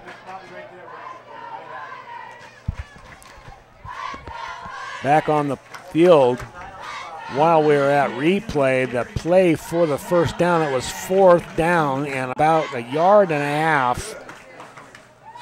They may pull the chains out on this one. They do have it, and Steve, did you see who the ball carrier was on that? I think he has enough. It looked like Houlihan. It looked like a quick hitter to Houlihan. And, yeah, they're going to pull the chains out. Everyone on NU is signaling for a first down. They're spotting it right on the line. I don't know why they wouldn't be able to see that.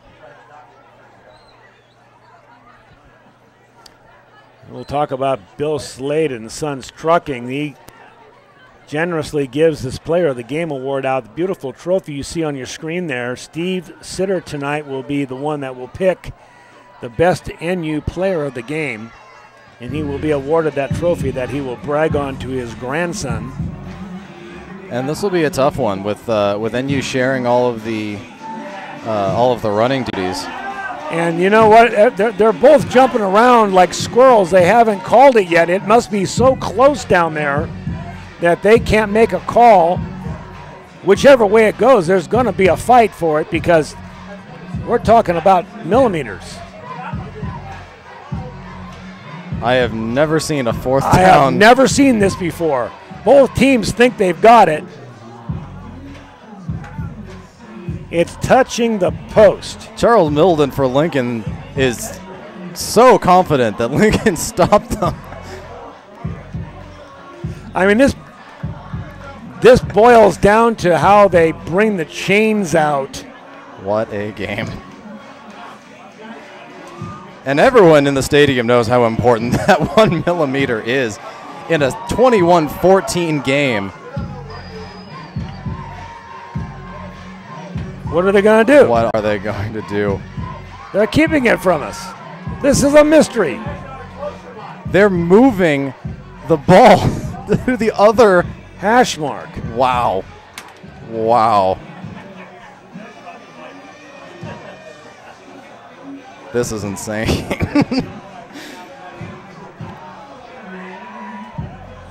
They're discussing it now with Coach Houlihan. This is crazy, Steve.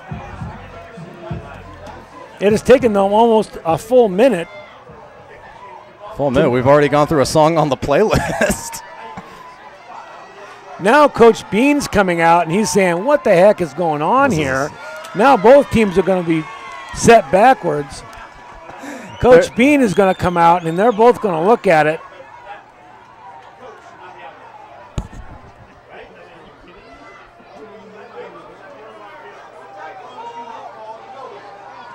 And Coach Bean's saying, make a call, guys. Well, the chains are gone. And they're going to give it to the Zebras.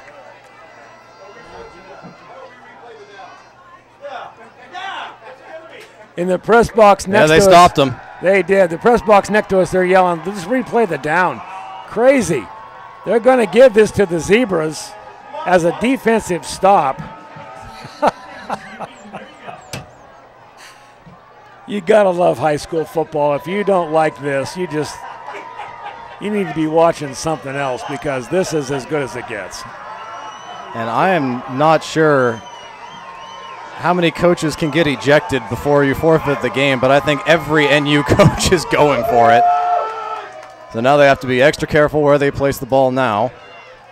That looks like a very generous spot considering if they had spotted it there for the run, that would have been an easy first down. They should remeasure. Oh, man. First down, Zebras. I don't even anymore. Straight inside handoff, and he's got room. Oh, there's Cunningham. Cunningham makes a hard right cut and goes to the ground, but not before he gets 10 yards. I think they're going to stop him at 9, so it'll bring up second down. 8.5. That's 9. Close enough. They should measure. Another straight ahead run to Cunningham. This time Cunningham drives forward and gets way more than he needs for the first down. He's going to be out to the 39-yard line. Miners need to shake off that measurement and play some defense now. Yeah, there are big holes opening up, and Cunningham is sliding right through them. Zebras see an opportunity here. If they get in the end zone, I think they might slam the lid down on this game. Quick out here. That is Graham, Ryan Graham again. And it looks like Graham maybe got enough for the first down. Zebras keep the ball, and they're moving it. Well, still no motion of whether this is first down or not. No, they're giving him half a yard to go. Yeah, looks like they're short half a yard. Cunningham lone back in the backfield, Graham to the right. They're going to give it to Cunningham. No, they're going to circle Graham back around, and he's going to score. Oh, Graham, maybe not. No, he's brought down. Case Scott got there. He did. I was giving them the touchdown way in advance. I thought Graham had plenty of room, and Scott came over and made a saving tackle. Good job, Case Scott. Slowed down, I think, by Nielsen. No, excuse me. That was Owen Dalbon who slowed him down. It's 1st and goal now. Have 10 to go, though.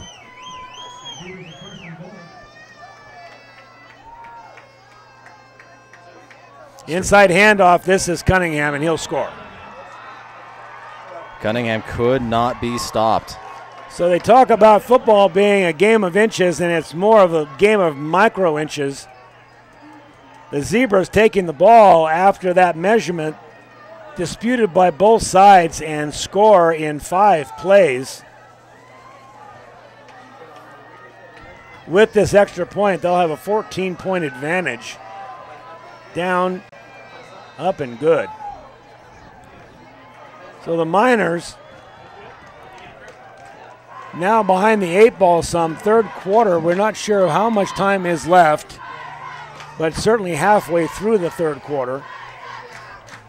I see the Plaster Title Company scoreboard. This time it is Lincoln who scores first. Nevada Union unable to convert on 4th down, which we all thought at the initial spot was a sure thing. And we'll see Cunningham put it away. 3 straight runs. He totaled 25 yards. But just a big hole in the line, and he's able to slide through so effectively. 5'9", 170 senior. And he knows how to handle it.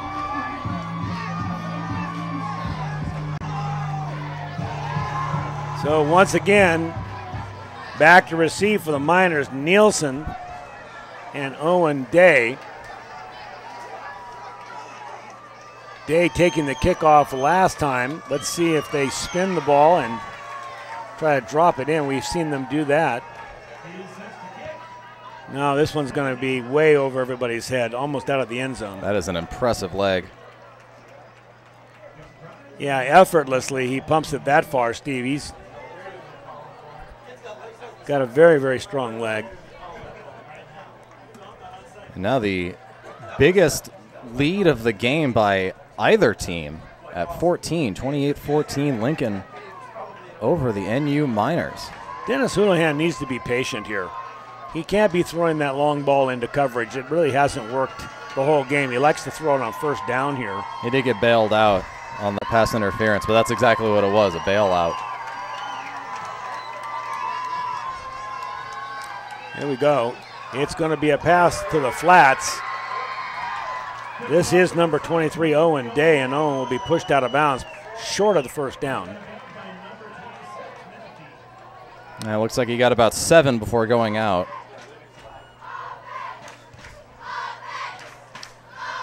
Andrew Link coming off the field with a little bit of a limp.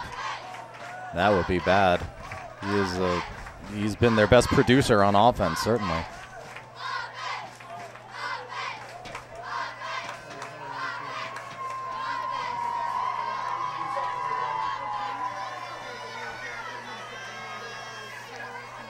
Another pass to the flats this time, and just off the hands of Nielsen. Good execution. He had plenty of time. Ball was where it was supposed to be, and Nielsen just couldn't put hands on it. Chase Rose for the Zebras was in pretty tight coverage, but he got beat by a good step and a half. There was some yardage for Nielsen if he could have held on. So that'll be 3rd down now. Miners, even at this point of the game, Steve, this is a critical 3rd down in my opinion. Oh, we thought it was a critical 4th down the last possession. Well, yeah, but this one now, they'd have to punt the football back down 14. This time it's going to be to Day, and Day is going to try the left side and just isn't going to make it. Link absolutely failed in his blocking assignment. Number 25, Jeffrey Jones, their linebacker, managed to shake Link. First time we've called Jones' name so far, but he is a force there at middle linebacker. And at 4th and 1, they're going to punt. I don't hardly blame him. If he didn't punt and they didn't make it, they'd be handing the football game to the Zebras. Let's see if he can execute another good punt. It is over the top of everybody's head, but it bounces straight up in the air. A little bit of relief heading for the Lincoln end zone, but Lincoln will take over at the 39-yard line.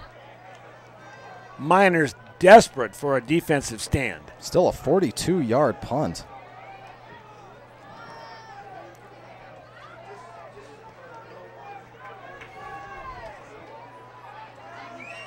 Although the 39-yard line, that's pretty good field position.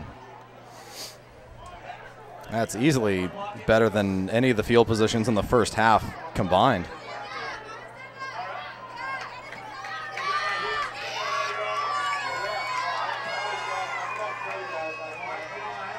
Down around the outside to the right, they're going to be out of bounds. That was a handoff to Keeler.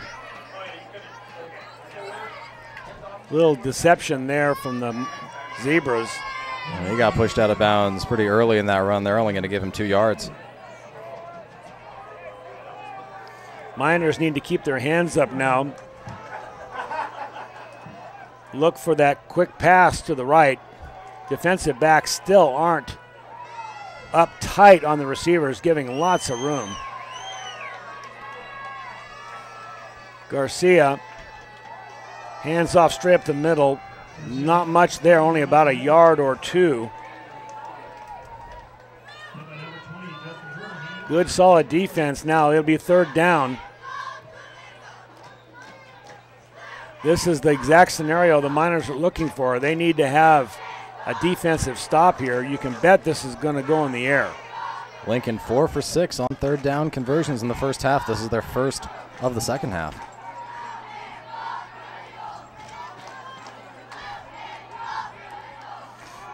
Pass play, he's stepping up into the pocket, and he's sacked! He is sacked! That is exactly what the Miners needed. Number 74, Caleb Patterson. That's the first sack of the game. And that pushes them way back. Back to the point where they have to kick the football. I'll tell you, I saw Patterson blow by his offensive line counterpart, and he was swimming past him. So the Miners will take this punt.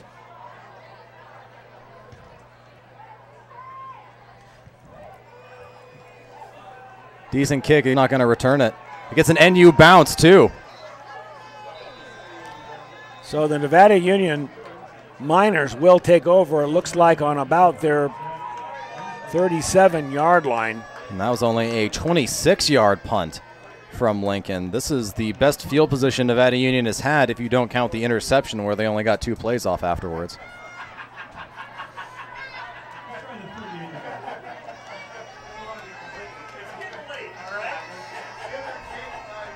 Coach Houlihan talking to Schnitzes.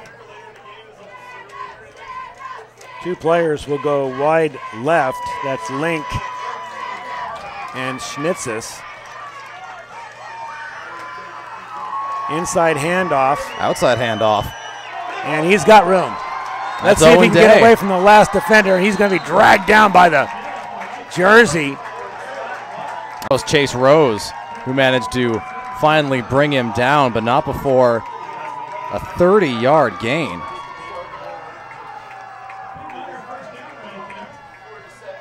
Miners are in business. Let's take a look at the replay on this. You're right. I thought it was inside, Steve. It's outside. I bid on this fake right there. It's the man in motion who ends up getting the handoff. Owen Day, and he has excellent blocking. In fact, we have the same play on the field again for a big gain. This time, it is going to, again, Owen Day. Here's the end of the existing play. Day takes the ball on the next play, and we're going to have 6 yards. We're going to have a flag on the play. Let's see. It's the line judge again.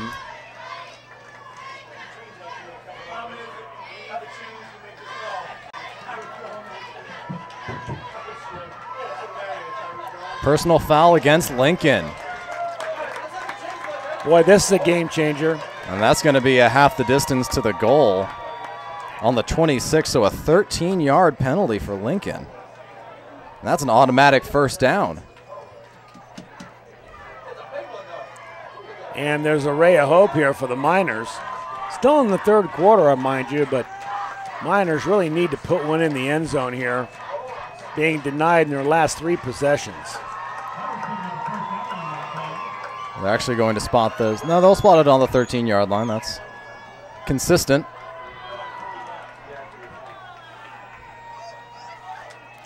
Miners delayed handoff to Nielsen. Nielsen's going to find the end zone. Touchdown, Miners! Tyler Nielsen threads his way. Fake to the outside, running the inside. Zebras really haven't caught on to that the whole game, and Nielsen puts the 20th point in the scoreboard for the Miners. Now that play has been consistently good. It got sniffed out once. Yeah, one time. And I think it was Chase Rose who crept up and nailed Nielsen in the backfield, but that worked perfectly. Important extra point here, up and good. So the Miners pull it within 7 points, Steve, and we got ourselves a football game. This is going to go right down to the wire. It looked like there was some pushing and shoving going on at the end of that play. In fact, the field goal judges ran out to try and break it up before signaling whether it was good, but they did signal eventually. Here it is right here.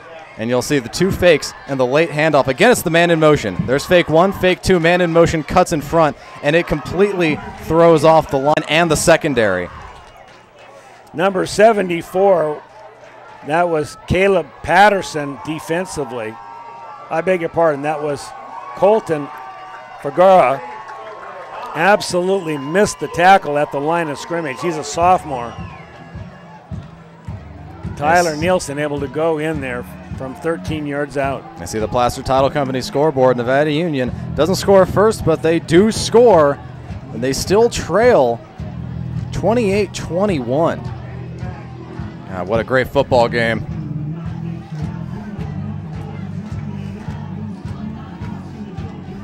There's that camera position. Beautiful night here. Nevada Union.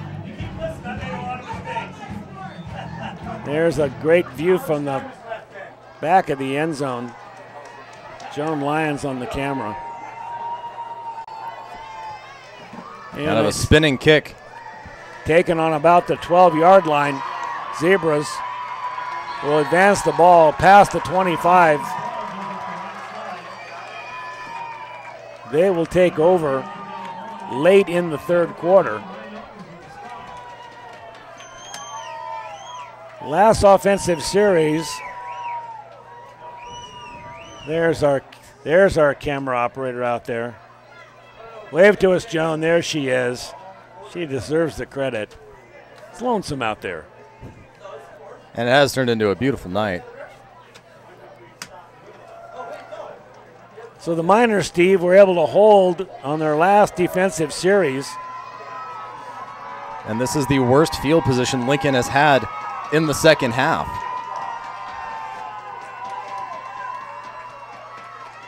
Lincoln changing the play at the line of scrimmage. Just simple handoff to Cunningham. Cunningham again tries to find a hole. Cunningham gets 3.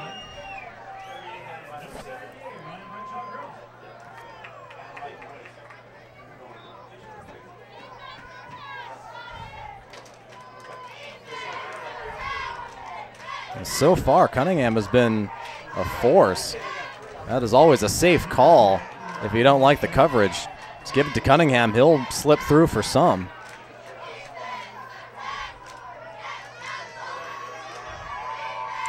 Another running play, looking inside, finding nothing. Well covered by Caleb Patterson. Patterson, who got the sack on the last series, this time able to get down Ryan Graham.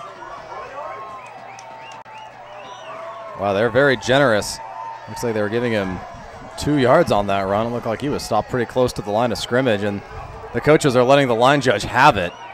Big third down now. Pass play clearly.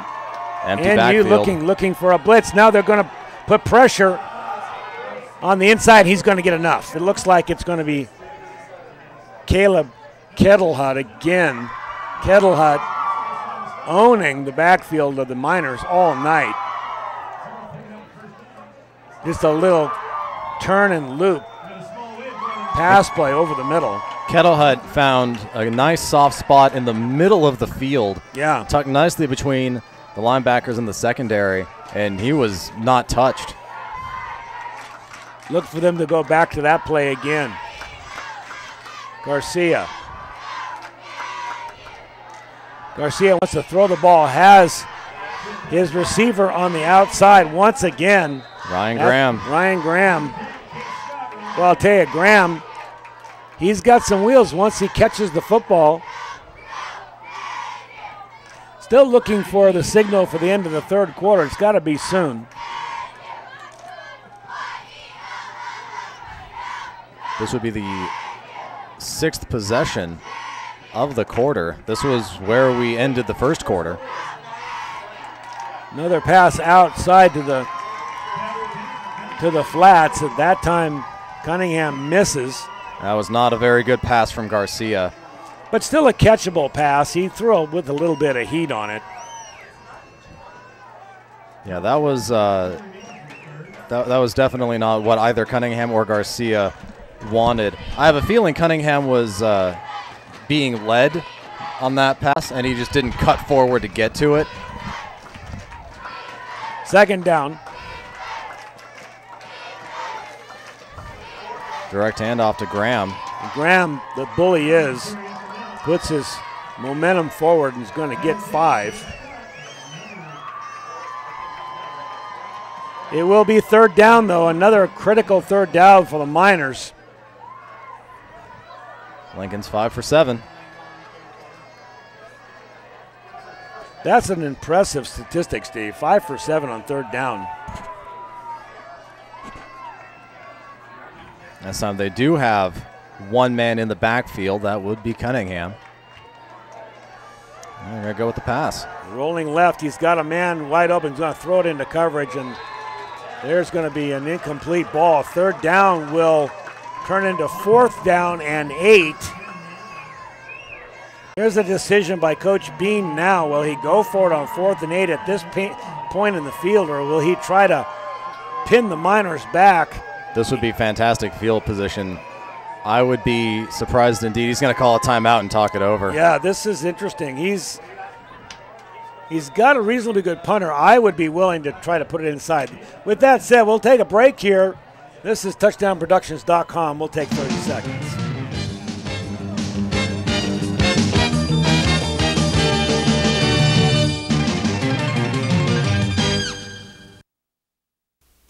Magnuson's Toyota and Scion is celebrating 25 years serving you in the foothills.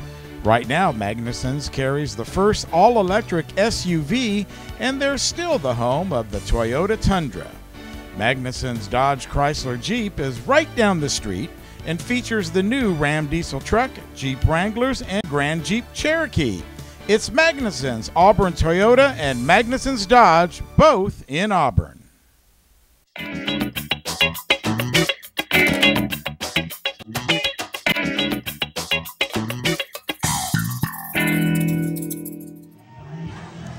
Paul Brown, Steve Sitter here, enjoying a great football game. A lot of scoring, both teams, and it looks like Coach Bean has decided to go for it on 4th down, Steve. That is a gutsy call on 4th and 7.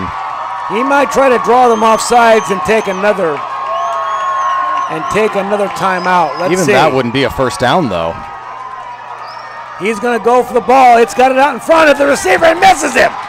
The Miners will take over. Caleb Kettlehut not able to bring that one down. He was open with the perfect pass, but the Miners will take over with some excellent field position. No, and he got pressured. That was a hurried throw, and he was not comfortable.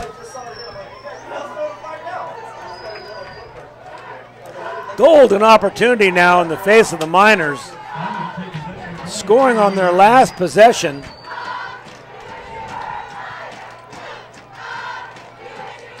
Coach Houlihan needs to be patient here. Run the football. He has been successful at running it. Don't try to get it all at once. And with the proper clock management, you could have the last possession of the half of the game. Rolling out now, finding his receiver wide open. This is Tyler Houlihan. And Tyler catches the ball. You got to hand that one, I'll tell you. Schnitz has put it right on his numbers. That was a fantastic pass. It really was. And Nielsen was wide open. Watch him. He'll roll out to the right, and then he'll wait, see Nielsen, and deliver. Great offensive line work in front of him. All the time he needed. Look at that. And meanwhile, we have a handoff to Nielsen. Nielsen's going to find some room. Taken down by the last defender. Nielsen gets another first down, and the Miners are in business. That was Middleton, too, with the tackle. That'll be a 14-yard run. And Nielsen's going to stay out there. He's hot. They should give it back to him again. He's going to keep it looking for the pitch. Gives it to him. This is Owen Day, and Owen Day going to ramble almost to the 10-yard line. I think they're going to spot it at the 11. That's going to give them. They'll be a yard short. 2nd down. Miners can smell it.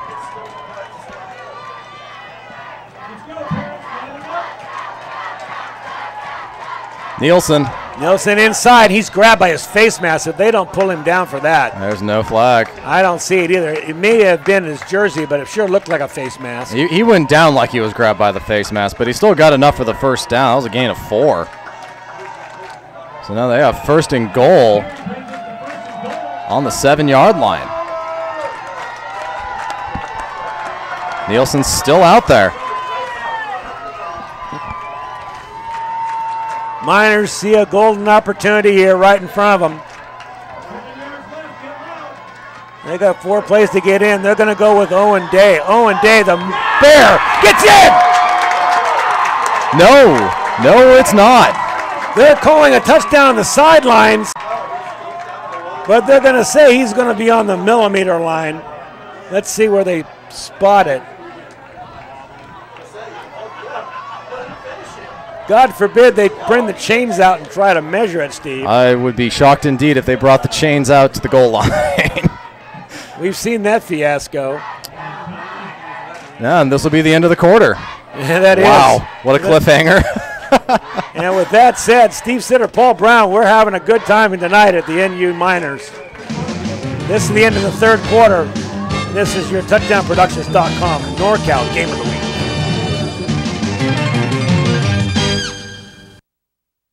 It's time to visit the newly remodeled B&C True Value Home and Garden Center. The new B&C has completely changed for your shopping convenience.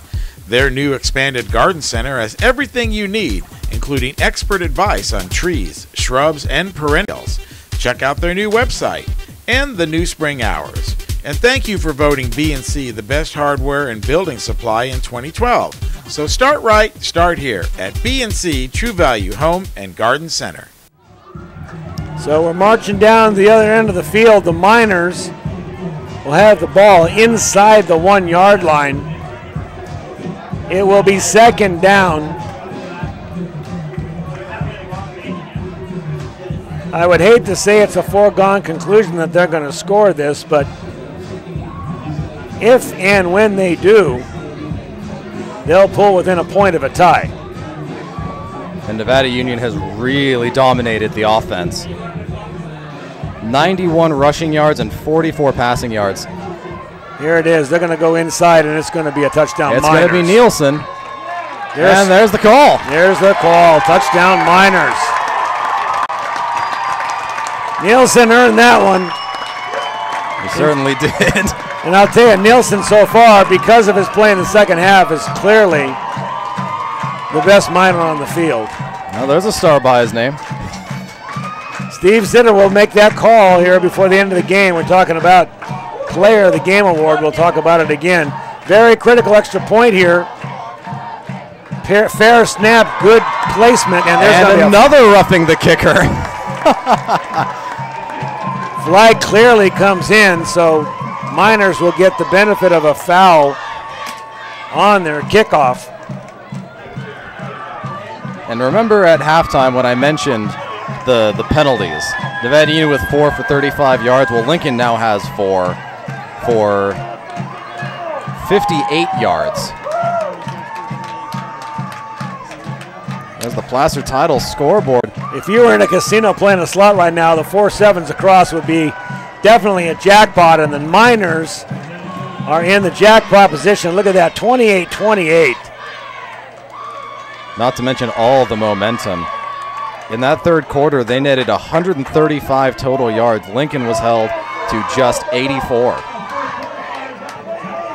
Well, we just started the fourth quarter. We got a lot of football left. I'm gonna say that both teams are going to score again, Steve, before the end of this quarter. Well, they're certainly each going to have one more possession, probably two with the way this game is going.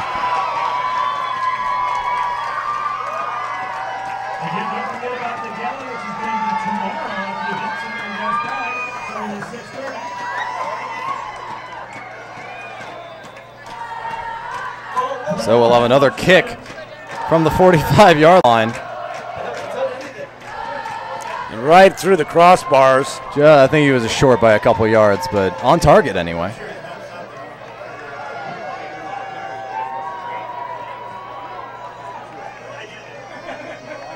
Didn't even look like he followed through on that kick. He just kind of flipped it all the way out there.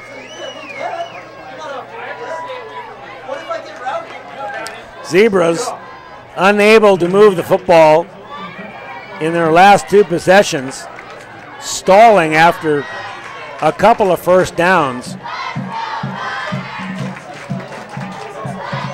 First time the game has been tied since early in the first quarter.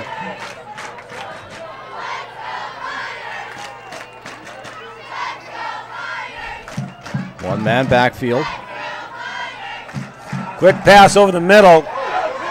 Nice play and good catch. That's P.J. Manley. First time we've called his name. Manley playing out of the left slot position. They're trying to take advantage of that soft spot in the middle, Steve. Great pitch and catch that time by Garcia. Second down. And again, they have Cunningham not in the backfield. They're going to throw the football out there, and that time the receiver, who was Cunningham, really wasn't expecting the ball. No, that was a miscommunication. Cunningham thought he was running a hook and ladder route. Garcia thought it was a screen pass. Third down now. If the Miners can hold, Zebras will be forced to punt from this field position. Look for an inside run here, Steve. I'm thinking they're going to hand the ball off to Graham. Well, it would have to be Graham. Garcia, unless he is in motion, is nowhere close. Graham staying in. They're not going to give it to Graham. That ball is thrown out there beautifully. Just off the fingertips. Just off the fingertips of Caleb Kettlehut. I'll tell you what. I would say he'll catch that ball most of the time. A 40-yard pass right on the spot. And they're going to punt. Went through the air on third and short. And depending on how this game goes, that could be the key play of the game. Well, it's early in the fourth quarter, mind you, but you're right about that, Steve. This is going to be a turnover, a 3-and-out for the Zebras. Miners will have an opportunity. Good snap, and here's the punt. Not so good. Again, no return. This time takes a pretty neutral bounce. I think maybe went a yard in NU territory after the bounce. But the Miners have got to like their field position at the 42-yard line. A 29-yard punt this time. So the average punt for Lincoln is right around 30 yards tonight, whereas for Nevada Union, it's 47.5. And this is NU's best field position, starting a drive in the second half. Logan Seamers on the sideline watching him warm up. He's got a leg that can get a field goal for the Miners. They're going to try the inside first, now the outside. Lots of room. This is Nielsen again. Nielsen staying on his feet, driven out of bounds.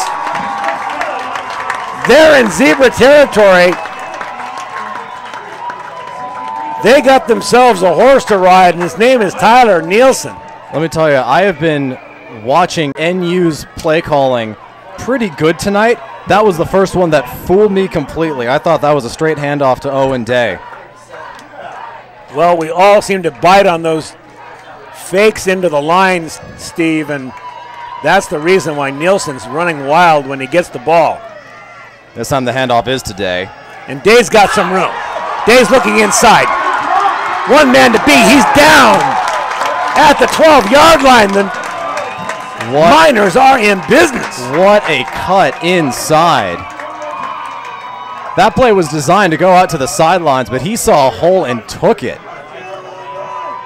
And then he looked for the best possible avenue, not having any blockers out in front of him. Going to the inside of the field, getting an extra 10 or 15 yards. You know, Steve, I got to tell you, this Zebra team looks winded. This defense. They've been ground down on the run for sure, and it's hard to keep track. Nielsen inside. He's got some room. Can he get there? No. Oh, nicely brought down by Jeffrey Jones. Jeffrey Jones, the last man standing, brings him down hard, right about the 3-yard line. It'll be second down, and the Miners can get a first. I beg your pardon. They're going to measure this. I don't know. No, the spot is on the 3, but actually, it looks like the spot's on the 4. And the first down line should be on the 3. And Nevada Union quickly takes a timeout, not wanting to get a delay of game. I think there's some confusion over there because it looks like on the sideline. Oh, now they're figuring it out. They're second down. The sideline marker was being adjusted. Okay, we're going to go to break here. This is touchdownproductions.com. See you in 30 seconds.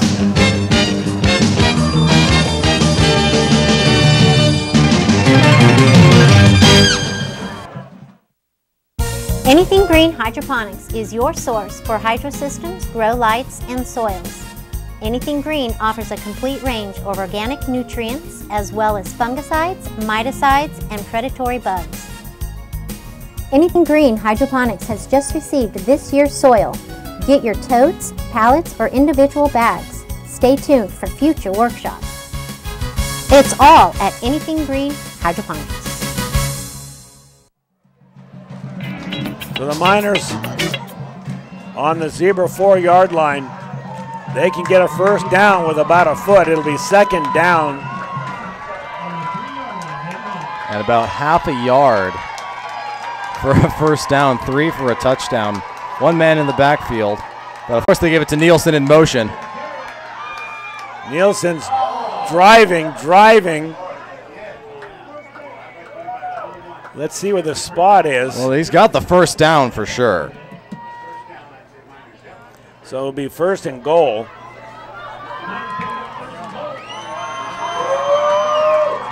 And the Miners can score for the third time. At one time being down by 14 points, and that was the last time we saw the the Zebras score. Inside handoffs. This is Day. Day is grinding it. No, it's not. Oh, no, you're right. It is Day. Is there a fumble? There's some confusion on the field. It looks like he crossed the goal line. All of the Miners had their touchdown signal up over their heads. And now the referees call all the players away. Boy, this has been a rough night for the non-players on the field tonight. But clearly, Steve, the ball was on the ground. So let's see what they decide to do. They're going to say it was down. Do-over? They're going to say it's down on the... They give him a half yard? I think they gave him a half yard.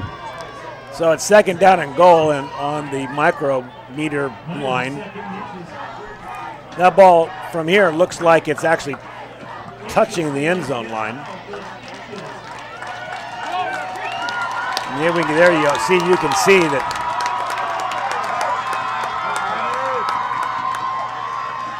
No, they're going to. Lincoln's taking a timeout. Why would they do that, Steve? Okay, we're going to take a break, come back, and sort this out.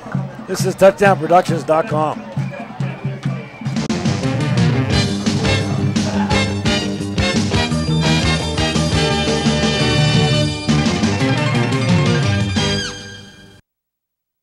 We're at SPD Market in Nevada City asking people what they like about SPD. I've been shopping here for about 20 years, and the people are very courteous, and I especially like the meat counter. It's nice. You have a great selection, very helpful.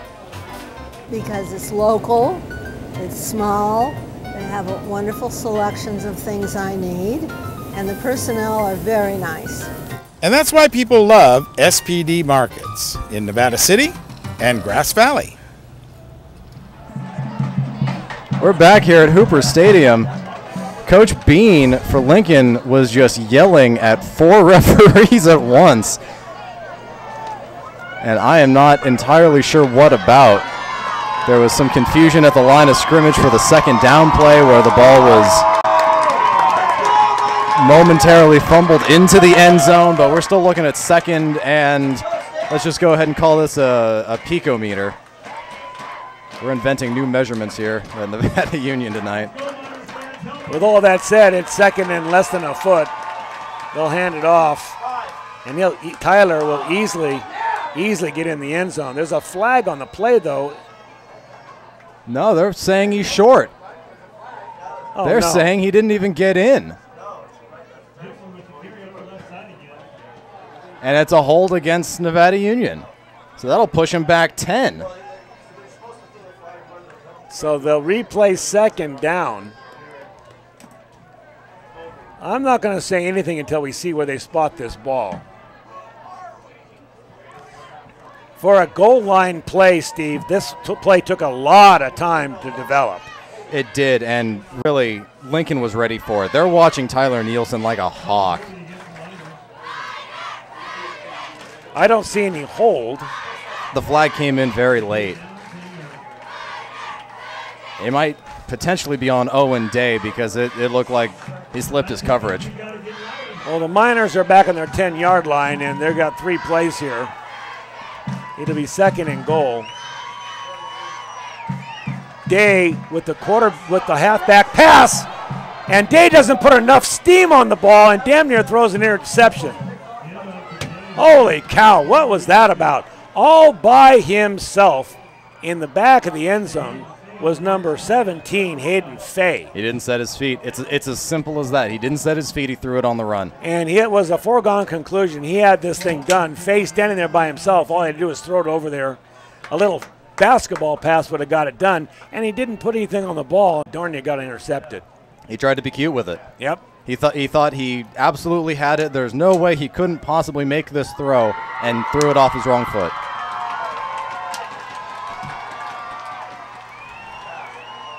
Out to the sideline. Tyler. Did he get in? Doesn't look like it. They're back on the 1-foot line. This has been crazy. This has been something. He's on the half-yard line, and it'll be 4th down. And what do you do? 28-28. on the 1 foot line. You've been stopped twice in a row. You take a timeout. Is what you do right here. If I was Coach Houlihan, he's got 2. You don't take a field goal from here. If they get stopped here, they stop them on the 1 foot line and they take a goal line. They take a stand right Lincoln here. only has 1 timeout, so they can't really play time management.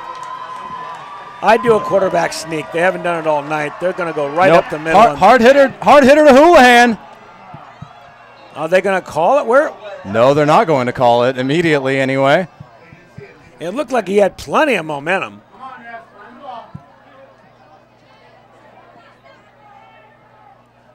We're standing here breathless, waiting for the call. Everyone on Nevada Union has their hands in the air. Everyone from Lincoln is saying they stopped him, and they didn't. He's in! Nevada Union scores! It only took them 10 plays, but they score. 10 plays, 20 real-time minutes. That ball was everywhere inside the 10-yard line, but the bottom line is Nevada Union goes up 34-28.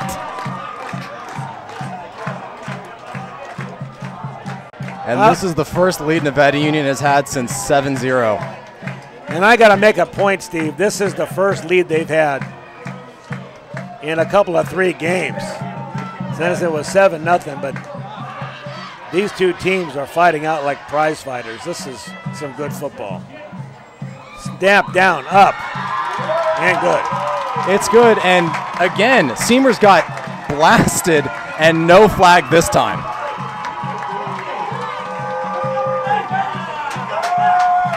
I'd give $5 to find out what time it was on the clock. Placer Title Company scoreboard, Nevada Union 14 unanswered in the 4th quarter.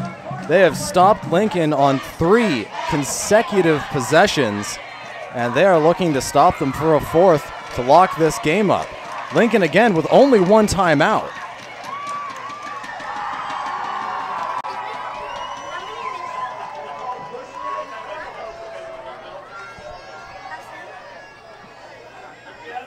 Waiting on the sidelines now, Coach Houlihan talking to his quarterback. You got to know that the Zebras are going to come out swinging. Lincoln this quarter is only 1 for 3 through the air for a gain of 8 yards. This has been their least productive quarter. Well, the Miners have scored 3 times, Steve. So the character of this team is definitely showing its face tonight. They want that win.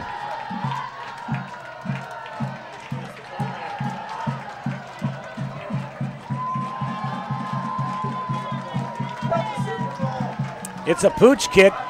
They're going to try and drop it in. They're going to give up the field position, and down at about the 34-yard line, the Miners will go on defense.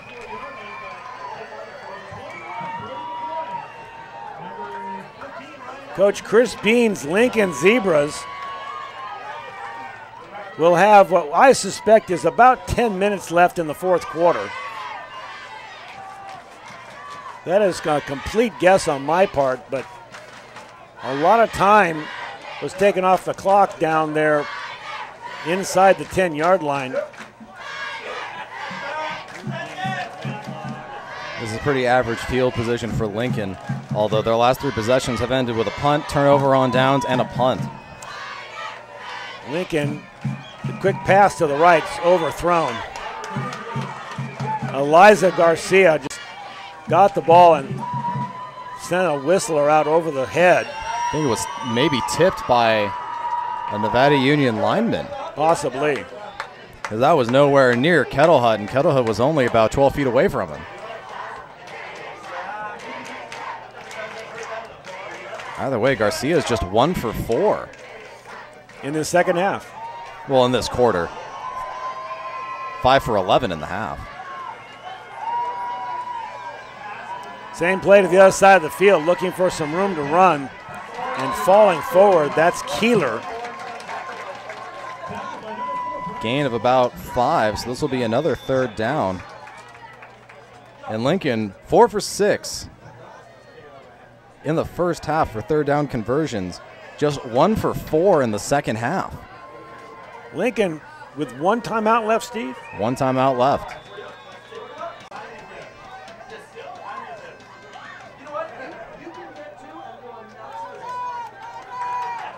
And this play is late coming in from Lincoln.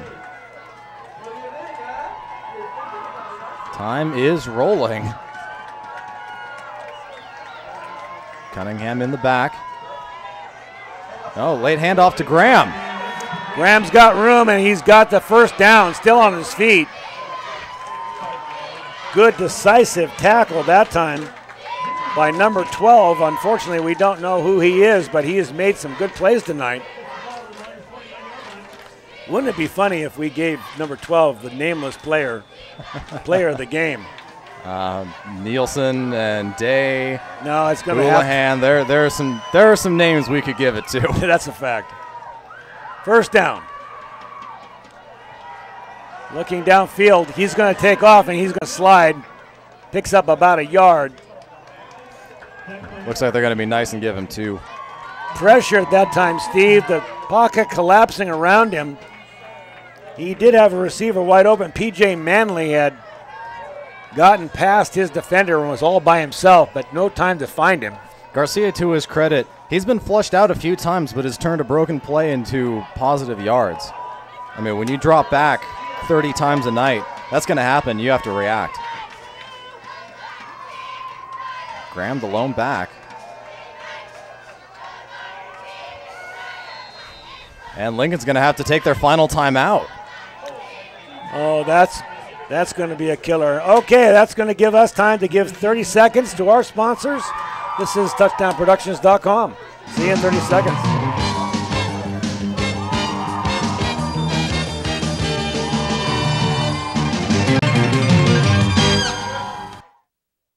Welcome to Plaza Tire and Automotive Service in Grass Valley. At Plaza Tire and Automotive Service, the customer comes first. We only do what's right for the customer, not necessarily what's right for business. Third generation family member, learned all that I know from my Grandpa Fred, my dad, my Uncle Mike, my grandma. My entire family's been a huge part of learning about the automotive industry. Grass Valley is our 4th location, and you can also find us in Colfax, Penn Valley, and Nevada City. I am Blake Hauser, and I welcome you to join us for the grand opening at our Grass Valley location.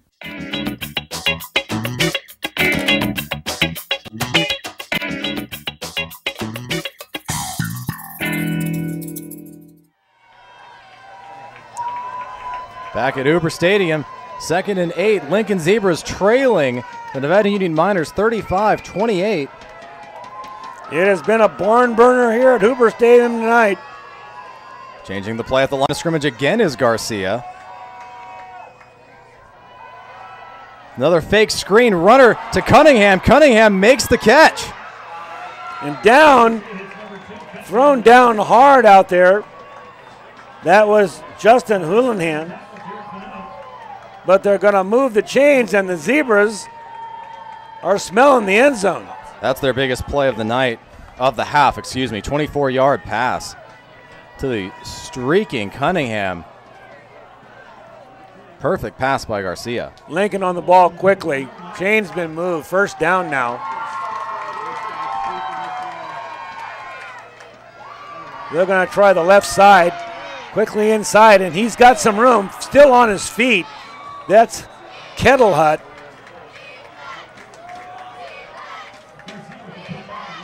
That's a 15-yard run. Boy, the Miners need to wake up. They got up by 7 points, and they're going to try and sit on a lead. Not going to happen against these Zebras. Zebras now. 1st and goal at the 8. Miners need to be thinking about a turnover. Here's a straight handoff. Graham did a good job of slipping a couple tackles. Got about 4 yards out of it. So he's halfway there. 2nd down. And I'll say this, Graham and Cunningham are very slippery runners. You have to hit them directly to bring them down. Arm tackles and handfuls of jersey just aren't going to do it. Graham in the backfield. They're going to stay on the ground with him. No, it's a keeper. It is a keeper. First time we've seen that tonight. Elijah Garcia scores for the Zebras. I told you there'd be more scoring in this game. Forget about it. Whoever has the ball last is going to win this football game. Certainly, and both teams have excellent kickers, too.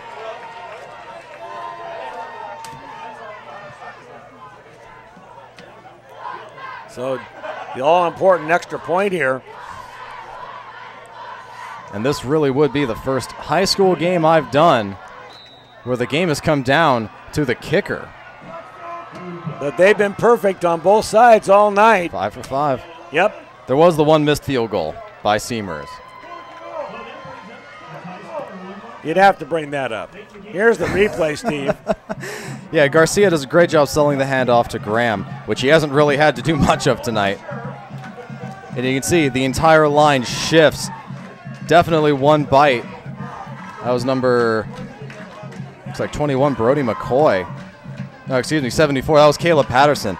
Caleb Patterson on the end absolutely bit on the handoff. And, you know, everybody in the stadium did too, so we can't really fault him for that. Here's your Placer Title Company scoreboard. Very interesting scoreboard. Lots of numbers, lots of scoring tonight. We have games like this every week. We'd pack this place. This has been really fun.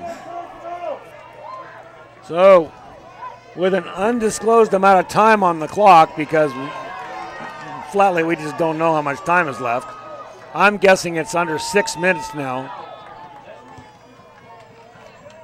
The Zebras will kick off. And that's a big boy kick. It's going to go into the end zone. Well into the end zone. So the Miners will take over on their 20.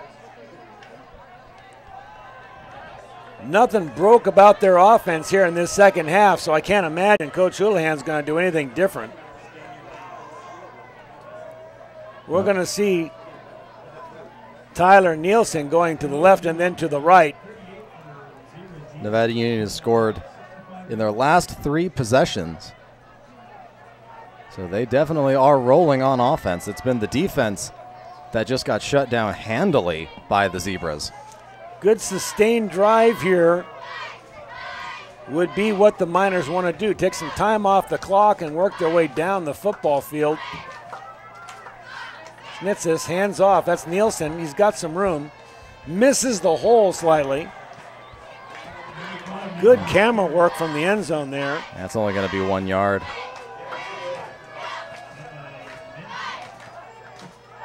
I think finally the game plan, give the ball to Nielsen, has been sniffed out by the Zebras.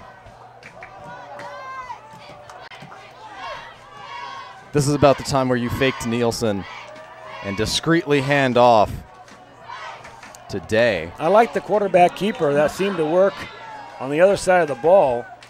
Now there's going to be something. What's this, under regulation? I think that was a time check. 4 minutes. That was nice of them to let us know anyway. It really was. I'm going to turn my clock on here so we can keep track of that. That was a very delayed handoff. Much too delayed to Justin Houlihan. Looked like there was another miscommunication in the backfield. That'll actually lose them a yard. But it looked like someone was supposed to cut in front for the fake handoff, and instead Houlihan was left wide open and dangling.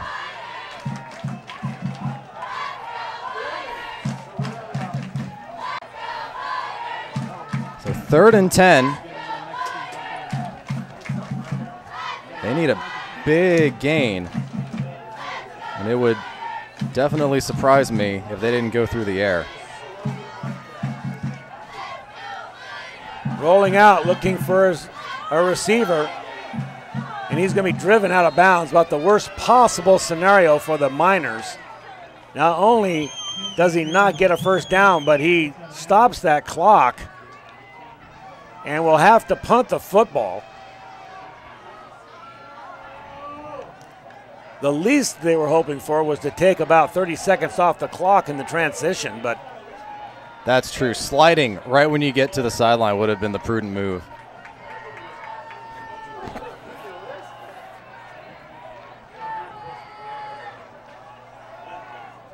So the Miners looking for a good punt. Didn't get it. Don't get it.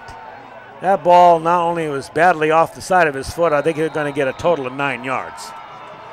10, actually. Good guess. And the Zebras are feeling that the momentum has changed in their direction, and most everybody here on the sideline on the grandstands of the Miners are feeling the same thing. Miners now. You see the Placer Title scoreboard. We are knotted up at 35, but Lincoln takes over in Nevada Union territory. The first possession to start in enemy territory in this game. Audible called by Garcia. He doesn't have a timeout to take.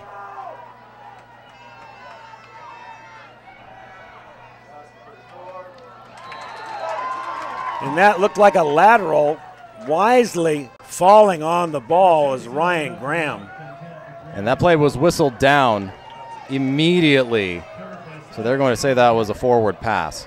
They really haven't been able to complete that pass all night. Not a pass that Garcia throws well. No, you can't throw a bullet pass to a screen because you're just too close. So you have to kind of go with that touch pass, and they just haven't been able to connect. The 2 times when it's been a good pass, it's just slipped through the hands of the receivers. Second down now. They're going to pitch it out left. Finding some room. Finding a first down. Zebras are going to get in the end zone. They score. And there is pandemonium on the Lincoln sideline.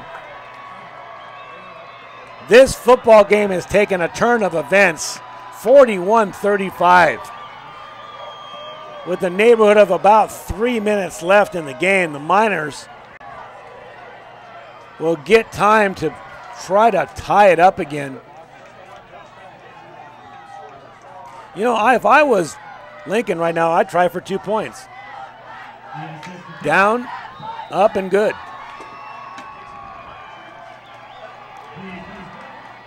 So shoulders sagging on the sidelines, the Miners will get time, and they will get possession of the football. With 2 timeouts. And there's the updated Placer Title Company scoreboard. Lincoln now on top, 42-35. They've scored in their last 2 possessions. Nevada Union forced a punt in their last possession. They really need to figure out a new offensive game plan. Tell you what, a game like this, Steve, you got to know the Miners are going to score. But it's going to have to start with a good kickoff return right here. Julian Diaz probably just put this in the end zone again.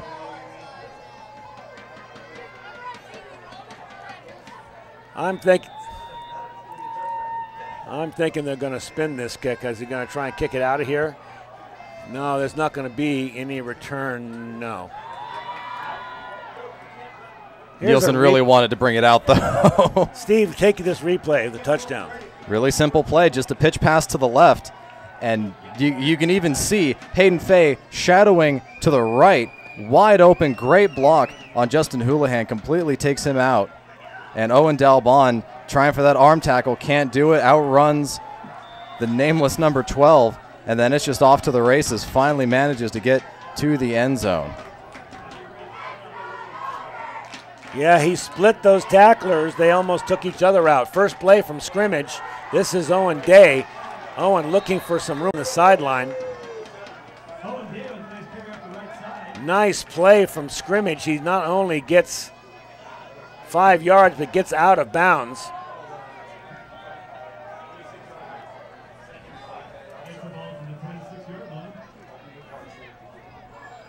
So they finally took the ball out of Nielsen's hands.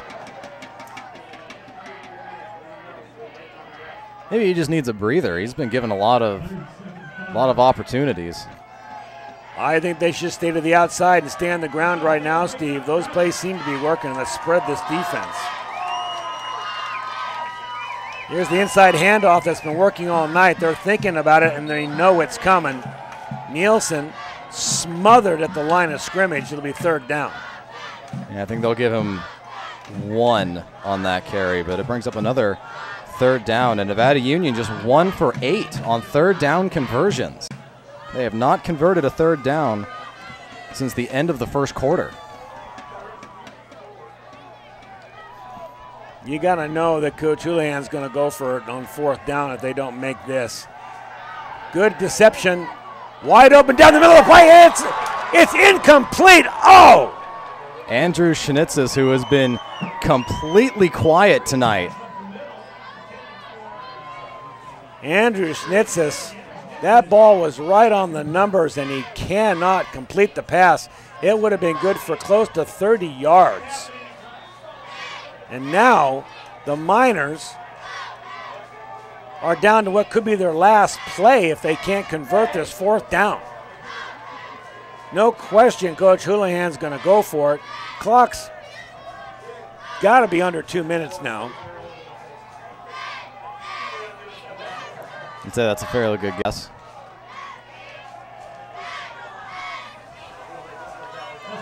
Got to get 3 yards. They're going to throw. He's got it, and he's going to try to stay in bounds, and he's sandwiched. Boy, he's lucky he held on to that football. Huge hit by Chase Rose. The clock will stop as they move the chains, though.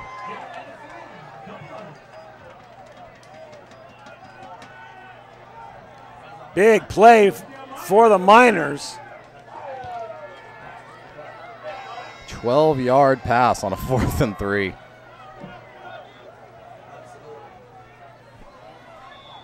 The clock will start now. Nevada Union has it on the 38-yard line.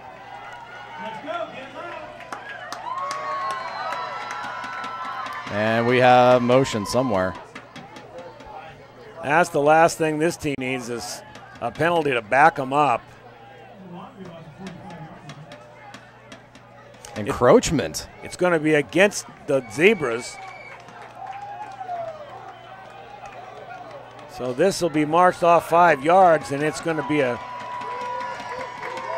Rice Krispie treat in the lunch pail of the Miners. They're going to get an extra 5 when they really need it.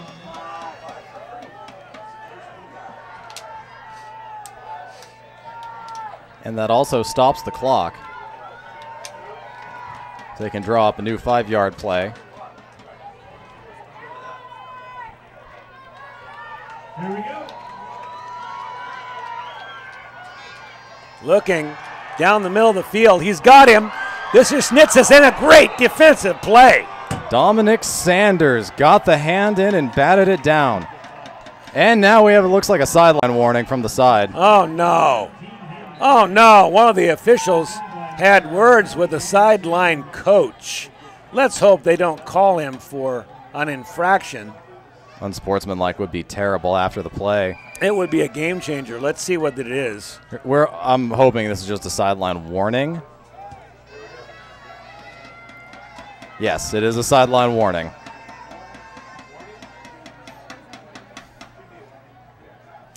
And there is a young NU coach in the sideline that knows that he got away with one there. Being given a little talking to now by Coach Houlihan. And going back to that last play, good heads-up football by Dominic Sanders. Not going for the pick, just getting the hand in there to break up the pass.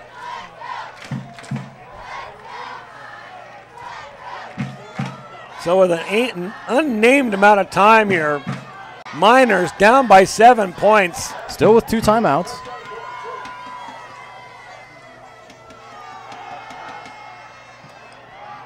Looking for some ways to throw the ball and finds his receiver, and they're going to give him the catch. Wow, what a catch. On the sideline, that's number 17, Hayden Fay. Great pass, great reception.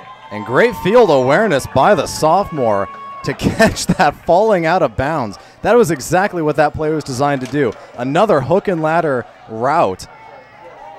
Exactly 10 yards out. Well drawn out and well executed. So Miners still in business here, crossing midfield. They're going to hold the ball, good fake, and he's got a man open. If he can hit him, no. Well overthrown. Andrew Link was out there. And number 74, Colton Fraga, was in the face of James Schnitzes as he threw that.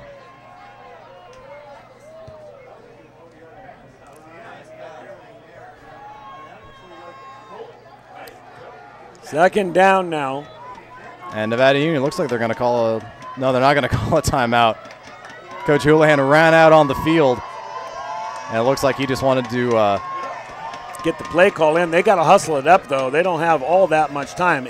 Incomplete pass, though, does stop the clock. He just wanted to get Andrew Link off the field, it looked like. Get Hayden Fay on. They're going to throw the ball again. It's out here, and it's bounced that time. Good acting job by Owen Day, acting like he didn't dribble it. So another one of those critical third downs now, 3rd and 10. I'd like to have seen Coach Houlihan run the ball somewhere here in this series of plays. And through the air, Nevada Union just 10 for 23. Maybe they can get Schnitzes to take off. Throws it out there, and this could be intercepted. No, fortunately, Schnitzes, who was being beated down on. That was Kevin Coulter and Josh Morris. Very dangerous pass. 4th down. He really had no option, though. So, clock being stopped because of the incompletion. There will be a 4th down, and Schnitzes and Nevada Union once again will come down to their last play. That 10-yard hook and ladder route's looking pretty tasty again. And NU's going to take one of their 2 timeouts. We got a barn burner here at Hooper Stadium. We'll be right back in 30 seconds. This is touchdownproductions.com.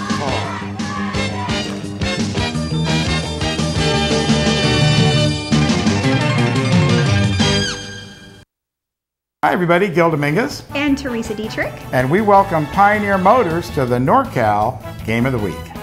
Pioneer Motors is where you go for trucks. We have a huge selection of lowered, lifted, and 4-wheel drive trucks. At Pioneer Motors, we have a huge selection of all-wheel drive vehicles like Audi, Volvo, and Toyotas, to name a few. Looking for a fun car to drive? Come on down to Pioneer Motors and see our huge selection of Mini Coopers, hatchbacks, and luxury cars too. Remember, it's Pioneer Motors right here in Grass Valley. The best cars at the best prices with great friendly customer care. With this huge selection, why go anywhere else? Shop local. Paul Brown's Steve Sitter looking down the throat of a 4th down and 10 for the Miners. This is the game for the Miners if they can't convert this. Less than 2 minutes on the clock. And Nevada Union takes their final timeout. I don't know what Coach Houlihan is doing. I suppose if you got them, spend them. He must not have liked the coverage on that. You know, I was doing a basketball game with Coach Pucci one night, and Coach Pucci said, timeouts are no good unless you spend them. He says it makes no difference. I was talking about this timeout, and I believe it's his last. That was a quick talk by Houlihan. He wanted to see what defense Bean was going to put on the field, and he found out.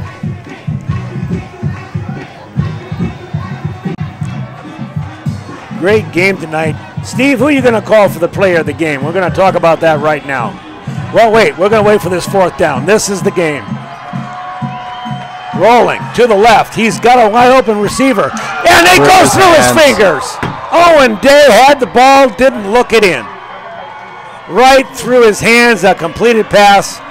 Couldn't ask for anything better than that. Schnitzes put it right on there, and you know, there's a sad number 23, Owen Day. Gil, if you've got that replay, sadly we need to look at it. It would appear, without any timeouts, that the Zebras are going to kneel on the ball. Yes, they're lined up to do just that.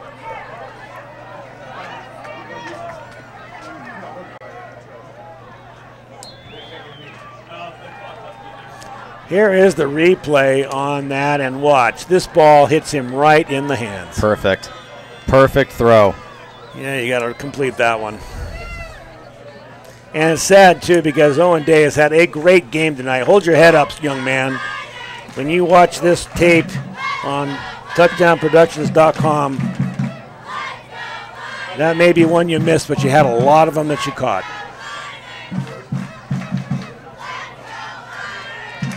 Zebras are going through the formality of kneeling on the ball, and this game is in the books.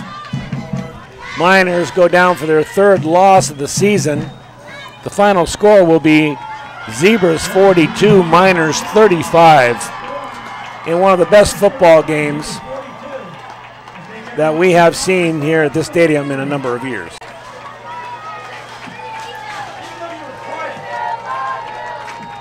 Steve Sitter, I'm going to give you 10 seconds here to give us a recap. Everybody watching knows what happened here. And you know, they only had to kneel on the ball once, so there must have been just seconds left on the clock. If Owen Day had caught that ball and not gone out of bounds. They kneeled twice. Well, then that means there was a minute. The Bill Slade and Sons player of the game today. Steve Sitter picked him some time ago. Yeah, absolutely. Number 5, Tyler Nielsen. He carried this team quite literally in the third quarter, brought them back, gave them their first lead since their first possession. It really can't go to anyone else. So mystery man number 12 is going to have to wait another game. Miners can hold their head up tonight. They played their hearts out, and we enjoyed the game. Everybody in the sideline as well. Steve Sitter, can you give us a quick recap? Well, I can give you some key statistics. I can't give you a lot of yardage yet, but the key statistics right now, third down conversions. Lincoln was 6 for 10 in third down conversions, and Nevada Union was 1 for 10. And that is a huge difference in a one-score ball game. Penalties at the end of the first half, a little one-sided, but they evened out both teams with 5 penalties, so that didn't really play a factor. Another huge statistic, pass completion percentage. Nevada Union was 10 for 25 through the air, and Lincoln was 16 for 29. And they were just more consistent. And a lot of that has to do with Lincoln practicing the air attack a lot more than Nevada Union does. Nevada Union out of the wing tee, they rely more on deception, a lot more options on the ground, and that's not something they do a lot of. But Lincoln just outplayed them through the air, and that was the big difference in the game. And thank you, Steve, as we're watching the alma mater being sung here on the sideline here at Hooper Stadium. We want to thank you for joining us tonight.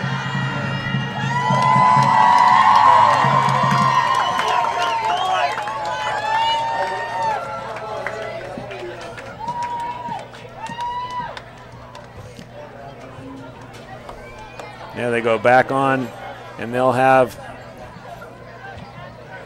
meeting at the middle of the field. There's your executive producer. Thank you tonight, Gilbert M. Dominguez. Well done tonight, Gilbert. Joan Lyons, Callahan King, Brian Wells, Teresa Detford. Thank you. Good camera tonight. Announcers Paul Brown, Steve Sitter. Thank you, Steve. That's always a pleasure, Paul. Remote Facilities Commander 2. Plaza Tire and Auto Service. And Reeby, this is Auto Parts. Cinto Graziano LLP, always been with Touchdown Productions as their accounting. And of course, you can contact us. We're in Grass Valley, California. TouchdownProductions.com. If you want to email Gil at touchdownproductions.com. He loves to hear from you. So, for Paul Brown, Steve Sitter, Gil Dominguez, thanks for joining us tonight in a fantastic football game. See you next week. This has been your Touchdown Productions NorCal Game of the Week.